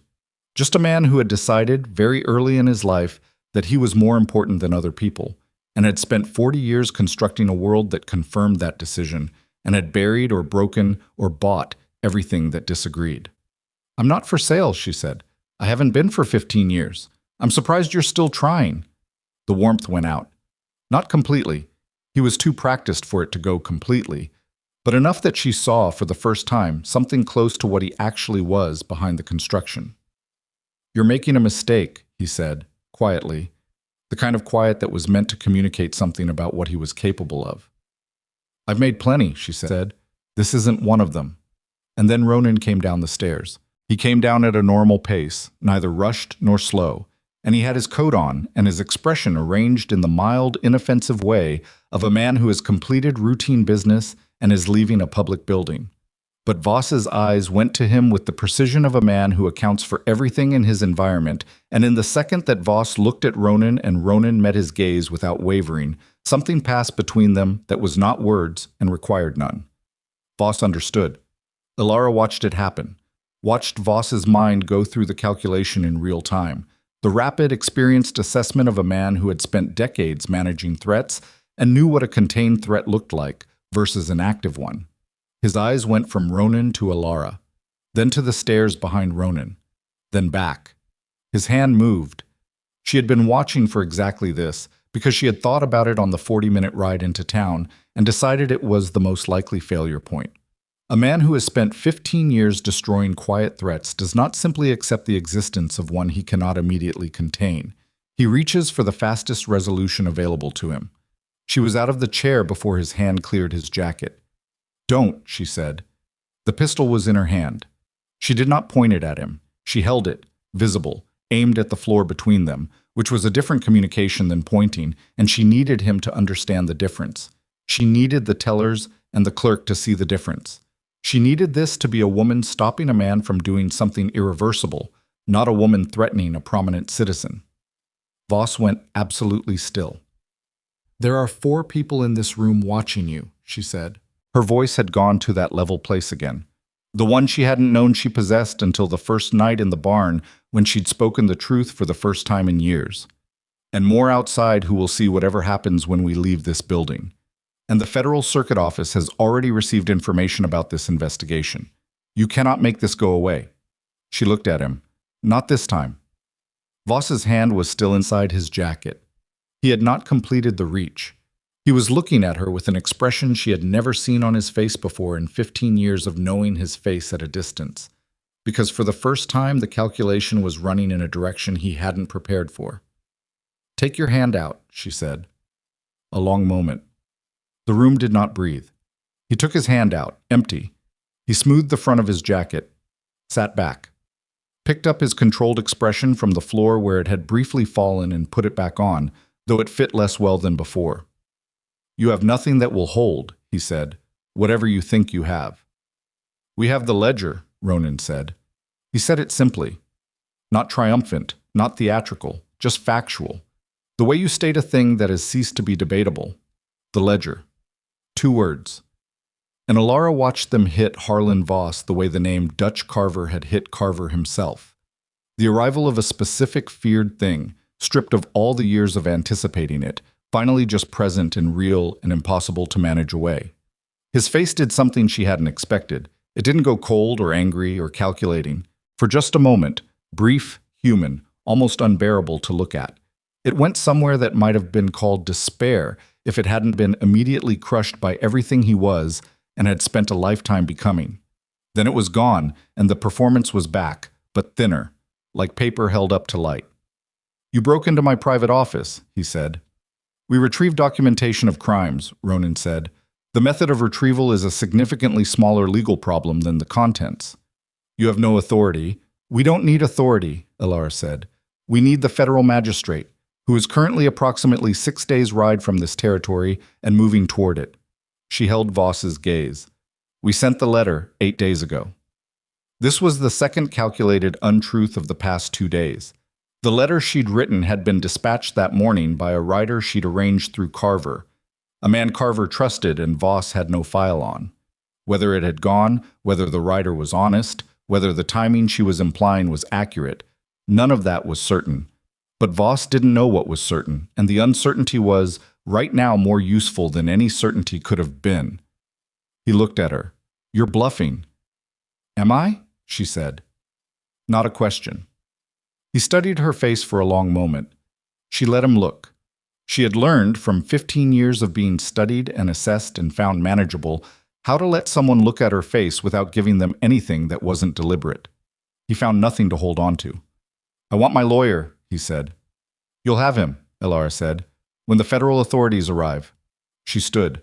She picked up the chair she'd been sitting in and set it back precisely where she'd found it, and she looked at the clerk and the 2 tellers with an expression that was not unkind. "You'll want to remember what you saw here today," she said to them. "You'll be asked about it." They looked at her. Young faces, uncertain faces, people in jobs that paid their rent and hadn't included in any of the descriptions being present for the end of an empire. She walked to the door. Ronan fell into step beside her, the ledger inside his coat pressing against his ribs with the specific weight of a thing that had waited 15 years to be carried into the light. Behind them, Harlan Voss sat in his own bank and did not move. They were on the steps of the bank when the sheriff appeared.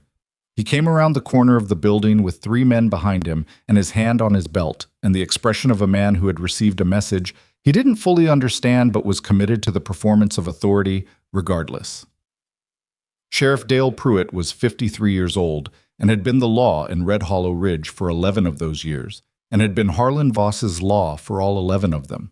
And there was a specific kind of exhaustion in his face that came from being a man who had once believed in his position and had sold that belief so gradually he couldn't identify the exact moment when he'd stopped being a sheriff and started being an extension of someone else's will. He looked at Elara. He looked at Ronan. His eyes went to the slight bulk inside Ronan's coat, and he made the calculation visible on his face. "Miss Winslow," he said, "I'm going to need you both to come with me." Elara did not move. "On what charge?"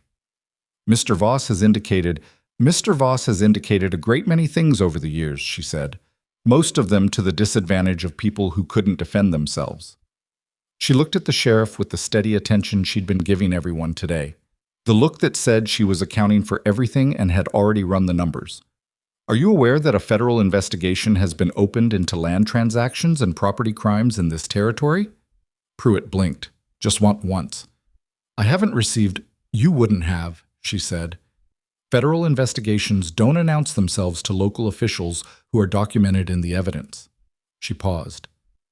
"Your name appears in the ledger. I haven't read it yet, but Carver told us it does." The 3 men behind Pruitt were looking at each other. Pruitt's hand came off his belt. It was not a dramatic gesture. He didn't step back, didn't change his expression significantly, didn't do any of the things that would have made the moment look the way it felt. He simply took his hand off his belt, and the 3 men behind him took their cue from that, and something went out of the confrontation like air out of a bag. "You're making a serious claim," Pruitt said. His voice had changed. The authority performance had developed a crack in it, thin but audible. "I'm stating documented facts," she said. "The seriousness is not something I created." Ronan stood beside her and said nothing. This was correct. This was exactly right. His silence was not passive, it was present, the specific presence of someone who will act if action becomes necessary, but understands that this moment belongs to the woman standing next to him and does not require his intervention. Pruitt looked at them for another moment. Then he looked at the door of the bank. Then he looked at the sky, briefly, the way a man looks at the sky when he needs a moment he can't otherwise justify taking. "I'll need to verify your claims," he said. "Of course," Elara said. "Federal authorities will provide you the opportunity." Pruitt walked past them into the bank.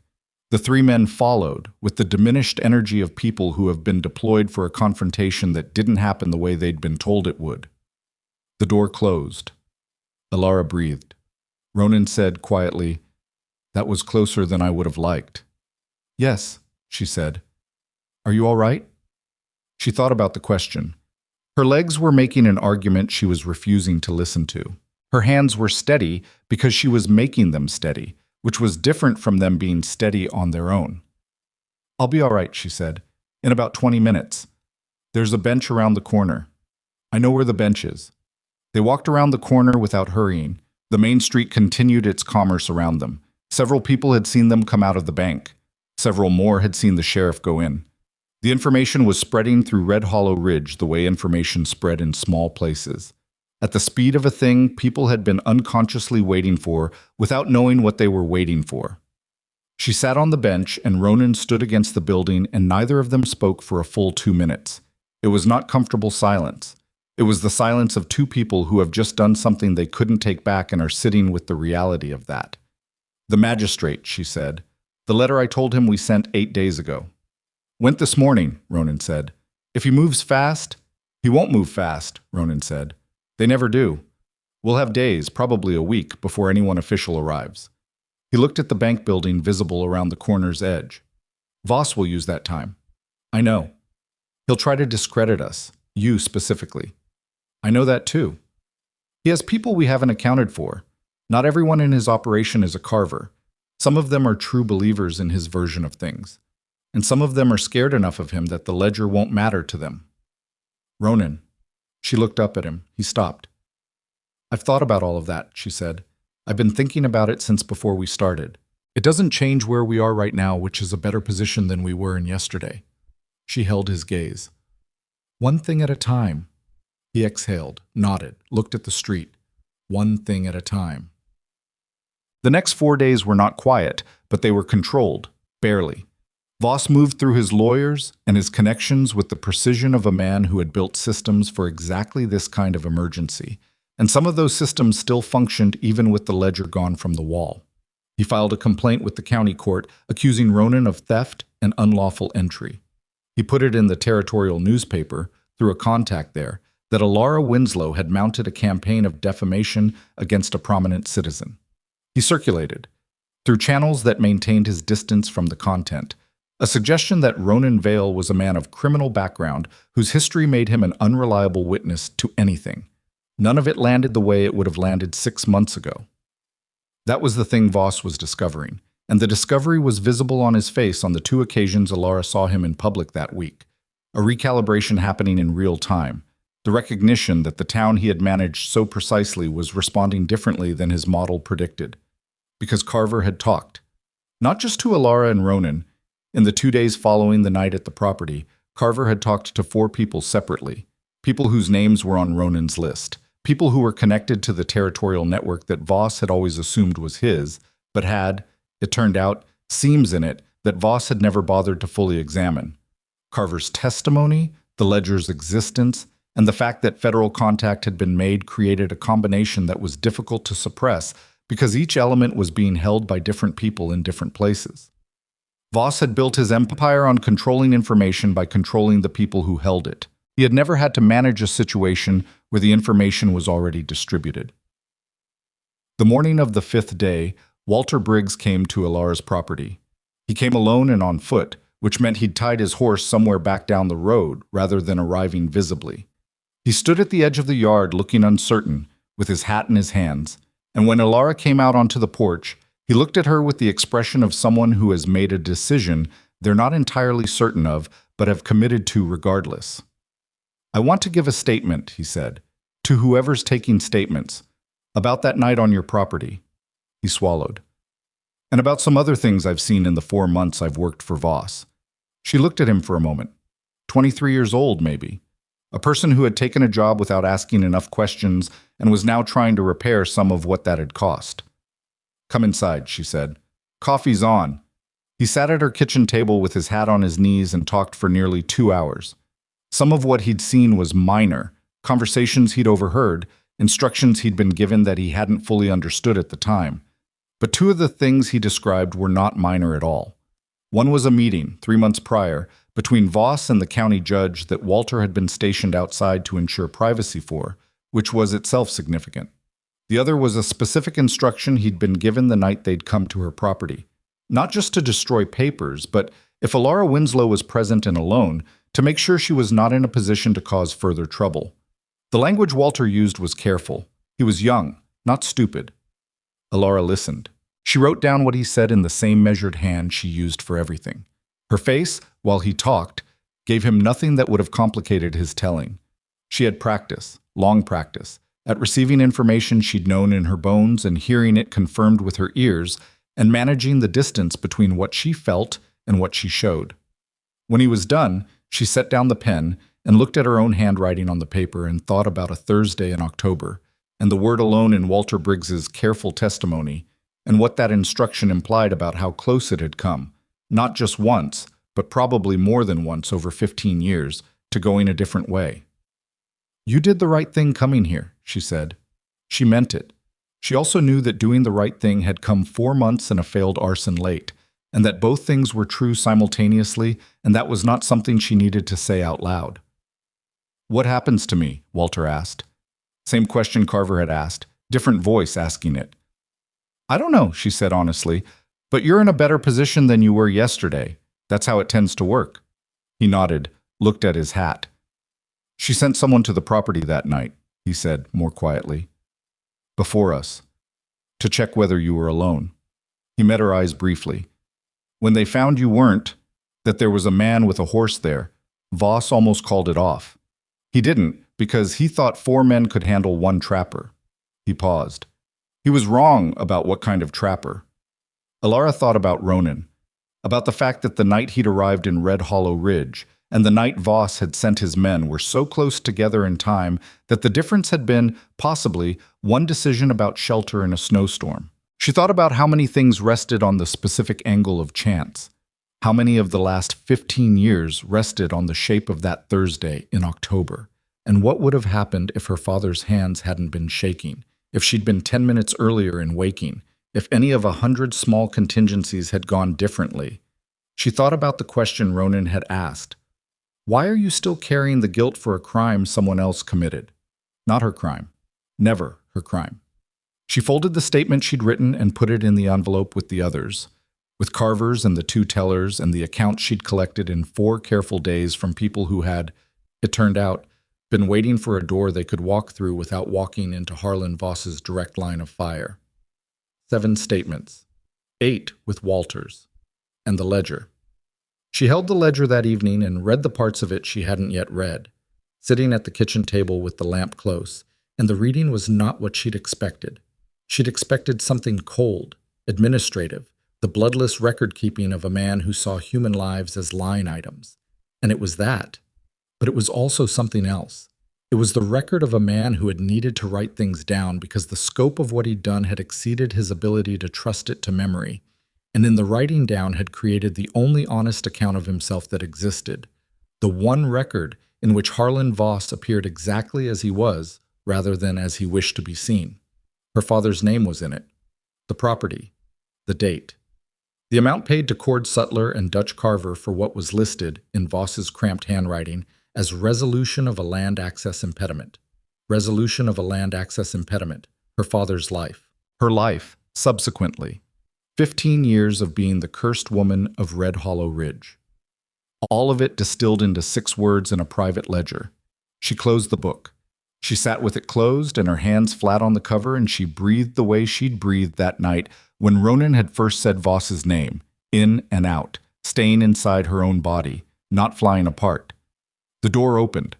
Ronan came in from where he'd been checking the property perimeter, a habit she'd noticed him maintaining every evening, a remnant of the mountain life, and also probably of whatever his complicated past had required of him. He looked at her face and the closed ledger and the lamp, and he didn't ask. He sat down across from her. After a while, she said, "It's all in here." "I thought it would be." "Everything, not just my family, 12 other properties, 3 men who I think are in the Ridge Hills Cemetery under accident verdicts, a judge, 2 council members, the sheriff." She looked at the cover of the book. "He wrote it all down." "Men like him always do," Ronan said. "They can't help it.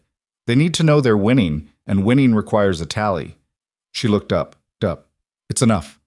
For a federal case, it's more than enough." "Yes." "He's finished." Ronan held her gaze. "Yes."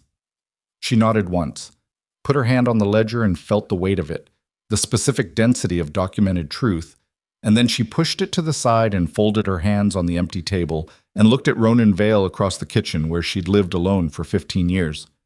"The federal magistrate," she said. "Realistically, a week?" "Probably less," he said, "if the writer made good time." "And between now and then?" "Voss will move," Ronan said. "He has nothing left to lose by moving. That makes him more dangerous than he's been at any point in this, not less." He looked at her steadily. "We can't be here when he does. Not alone." She thought about the 8 statements, the letters, the territorial contacts on Carver's list. She thought about Fay Collier, who had talked, and the tellers, who had witnessed, and Walter Briggs, who had come on foot with his hat in his hands. She thought about the crack in an empire that she had made, that Ronan had helped make, that 15 years of surviving had made possible by leaving her still present and still dangerous when the moment finally arrived. "We won't be alone," she said.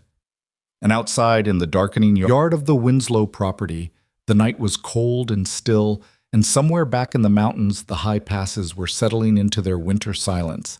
And 6 days away, riding hard toward Red Hollow Ridge, with a letter in his dispatch bag that was about to change the legal landscape of an entire territory, a federal deputy marshal was making camp for the evening and had no idea yet what he was riding toward.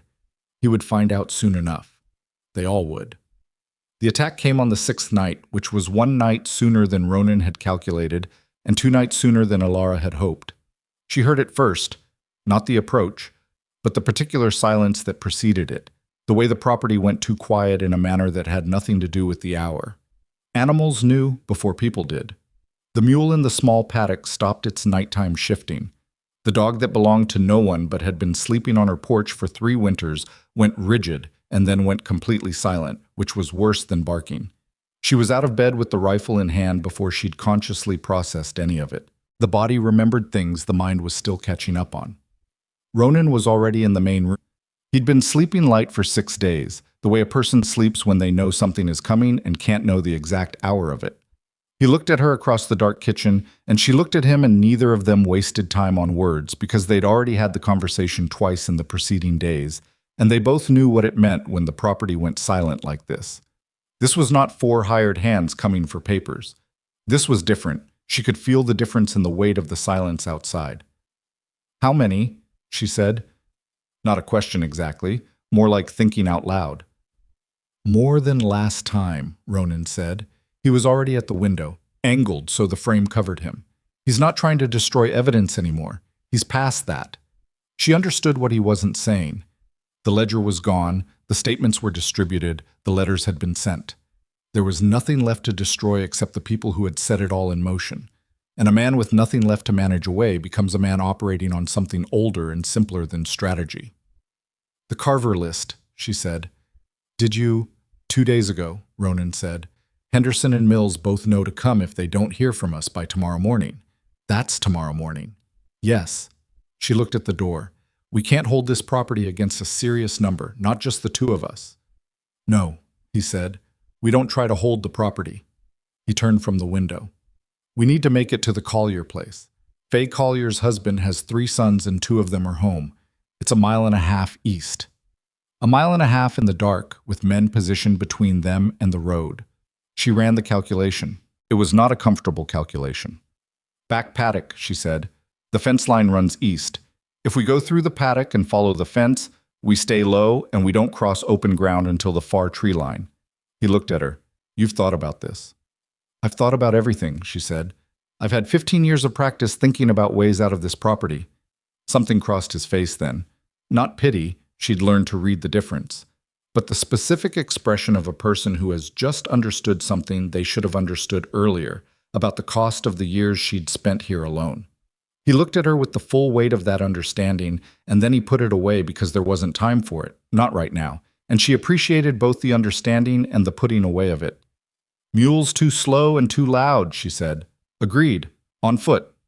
She grabbed the leather satchel from under the bed, already packed, had been packed for 4 days, which Ronan had seen and not commented on.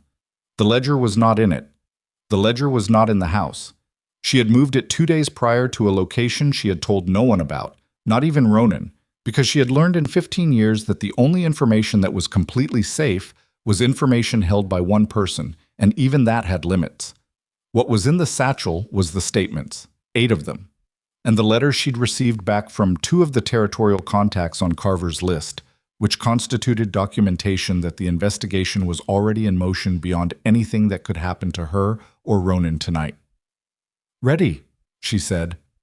They went out the back. The night was moonless, which was bad for moving and good for not being seen, and the frost on the ground was hard enough to reduce their footfall noise if they were careful, which they were. Ronan went first through the paddock gate and she followed, and they moved along the fence line in the way of people who have discussed this route but are experiencing it for the first time in the dark, finding where the discussion didn't account for the actual ground, adjusting. Behind them, the house remained lit. She'd left the lamp burning, a small deception, the hope that the light would suggest occupied rooms for a few minutes longer than the alternative. 40 feet along the fence line, Ronan stopped. She stopped behind him. He put his hand back without turning, palm flat. Wait. She waited. Voices. Not close, but not far enough. 2 men, positioned near the north corner of the property, speaking in the low tones of people who were cold and waiting and not enjoying either. She pressed herself against the fence post and listened to the voices and counted. 2 here. She thought about the silence when they'd left the house, the perimeter of it, the way it extended. At least 2 more on the western approach. Probably someone watching the road. 6 minimum. Maybe more. Ronan turned his head slightly. She leaned close enough to hear him breathe. When they move on the house, he said, barely sound at all. We move. She nodded against his shoulder.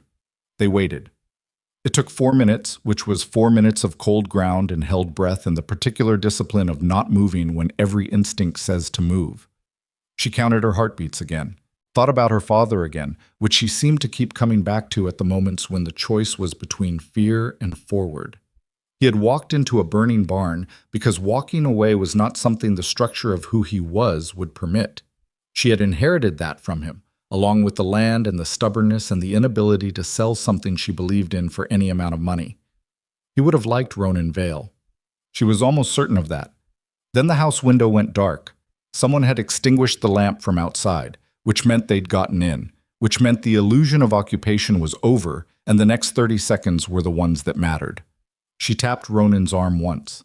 They moved. The tree line was 140 yards of open, frozen ground, and they covered it without talking and without stopping, moving fast and low, and behind them she heard shouting from the house, the specific shouting of men who have gone into a building expecting resistance and found an empty room, which produces a distinctive combination of anger and uncertainty that she would have found satisfying under different circumstances. They were into the trees before the shouting resolved into anything organized. The 1.5 miles to the Collier place was not a 1.5 miles of easy terrain. It was dark woods and a frozen creek crossing and a hill that took more out of her than she wanted to admit, and a stretch of road at the end that required them to be visible for approximately 90 seconds with no cover. She covered those 90 seconds at a pace she could not have maintained for much longer, and when Fay Collier's front porch light appeared ahead, she felt the specific relief of a person who has been operating on will alone and is finally allowed to shift to something else. Fay Collier answered the door in her nightclothes with a lamp in her hand and took one look at Elara's face and said, "Come in," in the tone of a woman who has made a decision between the lamp and the step. She did not ask questions until they were inside and the door was barred and 2 of her sons, Large, serious young men who resembled their father in the way of people shaped by outdoor work, had been roused and informed of the general situation. Then she looked at Elara and said, "I'm sorry." Elara looked at her. "For all the years," Faye said. She was a woman of genuine emotion, inadequately filtered, which was what made her useful as an unwitting messenger, and now made her face difficult to look at for other reasons. "I knew something was wrong. Not the curse. I never really believed the curse. I just—" She stopped, pressed her lips together. "I was afraid of him. We all were. And it was easier to believe the story than to think about what the story was covering." Elara held this for a moment. She thought about saying it was all right, because it was a thing people said when given apologies, a social reflex. She didn't say it because it wasn't all right. Not fully, not yet, maybe not ever entirely. But it was also not the point of this moment, and Faye Collier was not the source of the wrong, even if she'd been part of its machinery. "You talked," Elara said, "at the dry goods counter, when it mattered. That helped." Faye's eyes filled. She nodded and went to put water on because she was the kind of person who expressed everything important through the provision of hot drinks. They sent one of the sons to the Henderson place before dawn with a message, and the other rode into town to find the one deputy who had not been Sheriff Pruitt's man. By the time the sky was beginning to gray at the edges, the Collier property had 6 armed adults in it, and 2 messages dispatched, and the events of the night documented in Elara's handwriting, dated and witnessed by Faye. It was not, she knew, the end, but it was the specific shape of a thing that has enough mass to continue moving on its own. The federal deputy marshal arrived on the afternoon of the 7th day. His name was Aldous Crane, and he was 48 years old and had been doing federal law work in the territories for 19 years.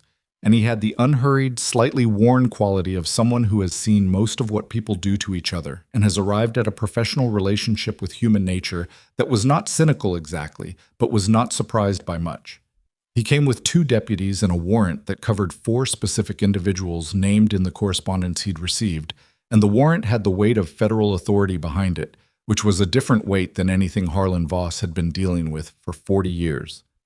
He read the ledger for 2 hours in the front room of the Collier house, while Elara watched him read it, and Ronan sat in the corner and Faye kept providing things to eat that no one was particularly hungry for. When Crane finished, he set the ledger down and looked at Elara with the professional gaze of someone assessing the credibility of a source and finding it satisfactory. "This is substantial," he said. "Yes," she said, "combined with the statements." He tapped the envelope she'd given him. "And your witness who was present at the original fire." "Ronan Vale," she said. "He's prepared to testify." Crane looked at Ronan. Ronan met the look without flinching. Something passed between them that was evaluative on one side and steady on the other. "I've heard your name," Crane said to Ronan. "I imagine you have," Ronan said. "The situation with Marshal Tench, 7 years ago." "I'm aware of what's on file about it," Ronan said. "I'm also aware that what's on file is accurate as far as it goes, and incomplete in ways I'm prepared to address if it becomes relevant to your investigation." Crane looked at him for another moment, then he looked at Elara. "He always talked like that." "When he's being careful," she said. Crane almost smiled. It didn't fully arrive, but it visited briefly. "All right," he said. He stood up. He was a man who made decisions and then moved directly to the next thing, which was a quality Elara recognized and appreciated. "I'll need you both available for formal statements tomorrow morning. In the meantime, my deputies will be taking Mr. Voss and Sheriff Pruitt into federal custody tonight." "Tonight," she said.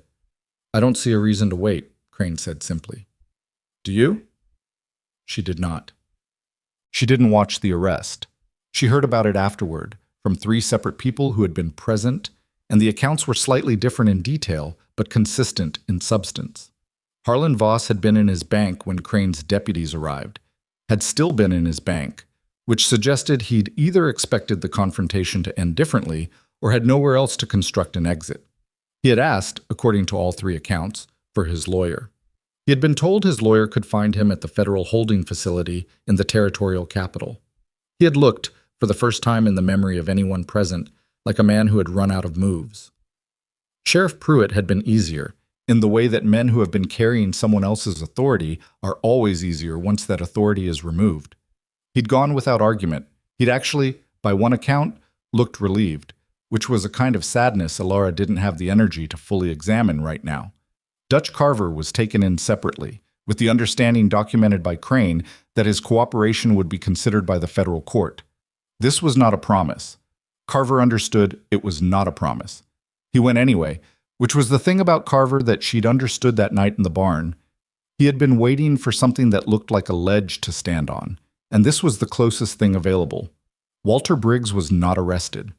Crane looked at Walter's statement and his youth and the specific quality of his 4 months working for Voss and made a determination that he was more valuable to the prosecution than to the defendant's column. Walter received this news with the expression of a person who has been given something they know they didn't fully earn and is aware of that and intends to account for it going forward. Elara hoped he was right about that about himself. The full accounting came out over the following weeks, in the way these things come out. Not all at once, not cleanly, but in pieces that fit together progressively into something undeniable. The ledger documented 14 land seizures accomplished through fraud, coercion, or deliberate destruction of property. 3 deaths that had been recorded as accidents were reclassified as homicides, with names attached. 11 people in the territory had documented payments from Voss that constituted bribery. The federal court in the capital handled it with the thoroughness of an institution that had been waiting for a case with this much documentation, because cases without documentation were the norm, and cases with this much of it were something to build precedent on. Harlan Voss was convicted on 7 counts and sentenced to federal prison. He was 61 years old. He would not come out the other side of his sentence as a free man, and everyone who understood the arithmetic of the situation understood this, including Voss himself, who sat through his sentencing with the face of a man watching something he had built over a lifetime be dismantled, which was exactly what it was. Judge Callow, the county judge who had been on Voss's payroll for 12 years, resigned before he could be formally charged. He left the territory entirely. No one in Red Hollow Ridge claimed to miss him. Pruitt was convicted of malfeasance and stripped of his position. He served a shorter sentence, and the shorter sentence was a thing people had opinions about, and the people weren't wrong to have those opinions. But the legal architecture of what could be proved versus what was known was not always the same thing, and that gap was one of the permanent frustrations of living in a world governed by evidence rather than moral clarity. Elara learned to live with the gap. It was not comfortable. It was real. The Winslow property looked different in spring. She had noticed this before in previous years, the way the same land changed character when the snow left and the grass came in, and the fence lines that had been stark geometric shapes against white became soft boundaries between living things. But this spring, it looked different in a way she couldn't entirely attribute to the season. Something in how she walked the perimeter of it. Something in how it felt under her boots. Hers. Uncontested, undisputed, permanently recorded in the Territorial Land Registry as belonging to Elara Winslow, sole owner. The land commissioner had come personally to confirm the recording, which she suspected was Crane's doing, though Crane had not mentioned it. She was repairing the north fence line on a Tuesday morning in April when Ronan came out from the direction of the new structure. An addition to the barn, planned and started in the weeks since the trial had concluded. Not elegant, but functional, the kind of building that would last because it was built to last rather than to impress. He stopped a few feet away and watched her work. "You're doing that wrong," he said. She looked at what she was doing, then at him. "I've been maintaining this fence since I was 22. "The tension on that wire is going to pull the post before summer," he said. She looked at the wire, looked at the post. Felt, with the specific irritation of someone who suspects they are about to be proven correct in a way they didn't ask for, that he was probably right. "Show me," she said. He did. She watched and adjusted her technique and didn't thank him, but she also didn't do it the wrong way again, and they both understood that the exchange had said what it needed to say without requiring elaboration. They worked the fence line together for 2 hours in the April sun, and the work was the kind that didn't require conversation, but also didn't prevent it, and somewhere in the second hour she said, without looking at him, "You could stay." The words sat in the air between them. Ronan didn't answer immediately. She kept working, because she had said it and she meant it, and she was not going to make it into something more performance-heavy than it deserved to be. "I was planning to," he said. She looked at him then. He met her eyes with the specific steadiness that she had come to understand was not performance on his part. It was just how he looked when he was telling the truth without decoration. "I've been planning to since about the second day," he said. "I was waiting to see if you'd ask." "I don't do things like this," she said. "I know. I haven't. It's been a long time since I let anyone—" She stopped. The words were imprecise, and she didn't like imprecision. "I don't know how to do this without being difficult." "I know that too," he said. "I'm not looking for easy." She looked at him for a long moment. The fence post between them. The April sun. The land that had cost her family everything and had been worth every cent of it. "The barn addition needs another week," she said. "At least," he said. "And the east pasture fence has to be done before I can bring in summer cattle." "I saw that." "So if you're staying," she said, "there's work." "There's always work," Ronan said. "That's not a problem." She turned back to the fence. He turned back to the fence. And the conversation was over in the way that certain real conversations end, not with punctuation, but with the simple resumption of the next thing, which was the surest sign that something had actually been decided. Red Hollow Ridge changed the way things change when the structure they've been built around is removed, slowly at first, then in ways that accumulated and became visible. The bank was placed under a federal administrator while the legal status of its various holdings was worked out, which took nearly a year and produced a set of land restorations that returned property to 11 families who had lost it through Voss's various methods. Not everyone received everything they'd lost. The law was imperfect, and the documentation incomplete in places, and some things were simply gone beyond recovery. But the reversals that did happen had the specific quality of things that create permission for other things to change, and that permission worked through the town in ways that took time to see clearly. Faye Collier stopped apologizing every time she saw Elara, which happened when Elara came to the store, which happened regularly now without the performance of invisibility that had previously accompanied every trip into town. The tellers at the bank who had witnessed the confrontation between Elara and Voss had both testified in the federal proceedings and had both, in the subsequent months, developed the slightly unsteady quality of people who did something that frightened them and found they were not destroyed by it. The new sheriff was a man named Geary, who had transferred from the Northern District and had no prior relationship with Red Hollow Ridge, which was exactly what the town needed and knew enough to have asked the territorial office for specifically.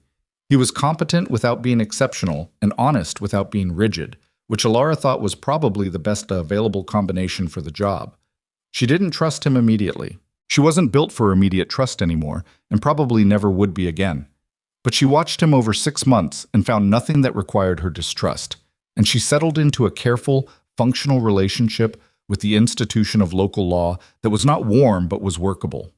That was enough. That was, in fact, quite a lot. A year after the trial, on a Thursday in October, Elara Winslow walked out to the site where the original barn had burned and stood there for a while in the morning, cold. She hadn't done this before. In 15 years, she had never stood on that specific ground deliberately. She had walked around it, past it, over it, without allowing herself to fully arrive at what it was. There was always something more immediate to attend to, which she now recognized as not an accident. She stood there now and let herself be there. The ground had grown over completely. There was nothing visible to indicate what had happened in this spot. No scar, no evidence, just autumn grass going yellow at the tips and the first suggestion of frost in the low places. The land didn't hold the event on its surface the way she'd half expected. It had just continued being land, which was either comforting or disturbing depending on which part of her was doing the thinking. She thought about her father. She thought about what it meant to miss someone for 15 years while being too angry to fully grieve them, and what it meant when the anger was finally resolved. Not removed, because anger about something real doesn't remove itself, but resolved, given its proper object and addressed, and brought to something resembling justice. What you found underneath the anger, she was discovering, was just the grief. Simpler. Older. Without the shape of rage to contain it. She let herself cry, briefly and without ceremony, in the way of someone who has not done it in a very long time and is doing it now because the ground has changed and the season has finally turned to something that permits it. Then she went back to the house. Ronan had coffee on. He had learned over the course of the months since April that this was the most useful thing he could do on mornings when she needed to go somewhere he couldn't follow. and he had learned it without being told because he paid the kind of attention to her that she was still, a year in, not entirely used to receiving. She sat down at the kitchen table, in her house, on her land, in a life that was hers in ways it hadn't been for a very long time, and wrapped her hands around the cup and looked at the man across from her, who was reading something and had his hair in its perpetual need of attention and had one boot on and was looking for the other, which was probably under his chair. He was not a simple man. He had complications she was still learning the edges of. There were things in his past he'd told her and things he hadn't yet, and things she suspected she'd learned gradually, over years, in the way you learn a person who is worth the learning. He was not easy. Neither was she. They had together produced one of the messiest and most dangerous situations that the territory of Red Hollow Ridge had seen in a decade and had come through the other side of it changed, and not entirely tidily. That was fine. She thought about the question he'd asked her that first night at the auction, before any of it had started. The question that had, in some way she was still understanding, been the key to a door she'd stopped believing she could open. Why are you still carrying the guilt for a crime someone else committed? She wasn't, not anymore. It had not been a simple thing to put down. It had taken 15 years of accumulation and 6 days of combustion and a year of slow reconstruction, and there were still mornings when she reached for it out of habit, the familiar stone weight, and found it diminished if not entirely gone. Probably it would never be entirely gone. That was the honest version of the ending, the one that didn't require her to become something she wasn't, but diminished was real. And the life she was living now was real. And the man across from her who was still looking for his boot was real. And the spring cattle were coming in 6 weeks, and the east fence was finished, and the territorial land registry had her name on it, and somewhere in a federal prison, Harlan Voss was waking up on the same Thursday in October that she was. And she was the one who was free. Not because someone had rescued her, because she had refused, over 15 years of immense pressure to do otherwise, to stop being worth rescuing. And when the moment arrived that required action, she had acted. "Boot," she said. Ronan looked up. "It's under your chair." He reached down without looking, found it, and pulled it on with the satisfaction of a man whose problems are occasionally this specific and this solvable. Outside, the October morning was doing what October mornings did. Cold at the edges, clear in the middle, the sky the kind of blue that doesn't apologize for anything. The Winslow property sat in it with the settled quality of a place that knows what it is. Not perfect, not finished. Fences that needed work, and structures that needed winterproofing, and 15 years of deferred maintenance that would take another 5 to properly address, and a woman at the kitchen table who still woke some nights from a dream of orange light through a window and needed a moment to remember where she was. But standing, producing, real. That was the thing about land and about people. The ones worth anything weren't the ones that had never been damaged. They were the ones that had been damaged and had held the line anyway, and had found, in the holding, that the line was stronger than anyone, including themselves, had believed it was. The coffee was good. The morning was cold. The fence wasn't going to fix itself. She got up and went to work.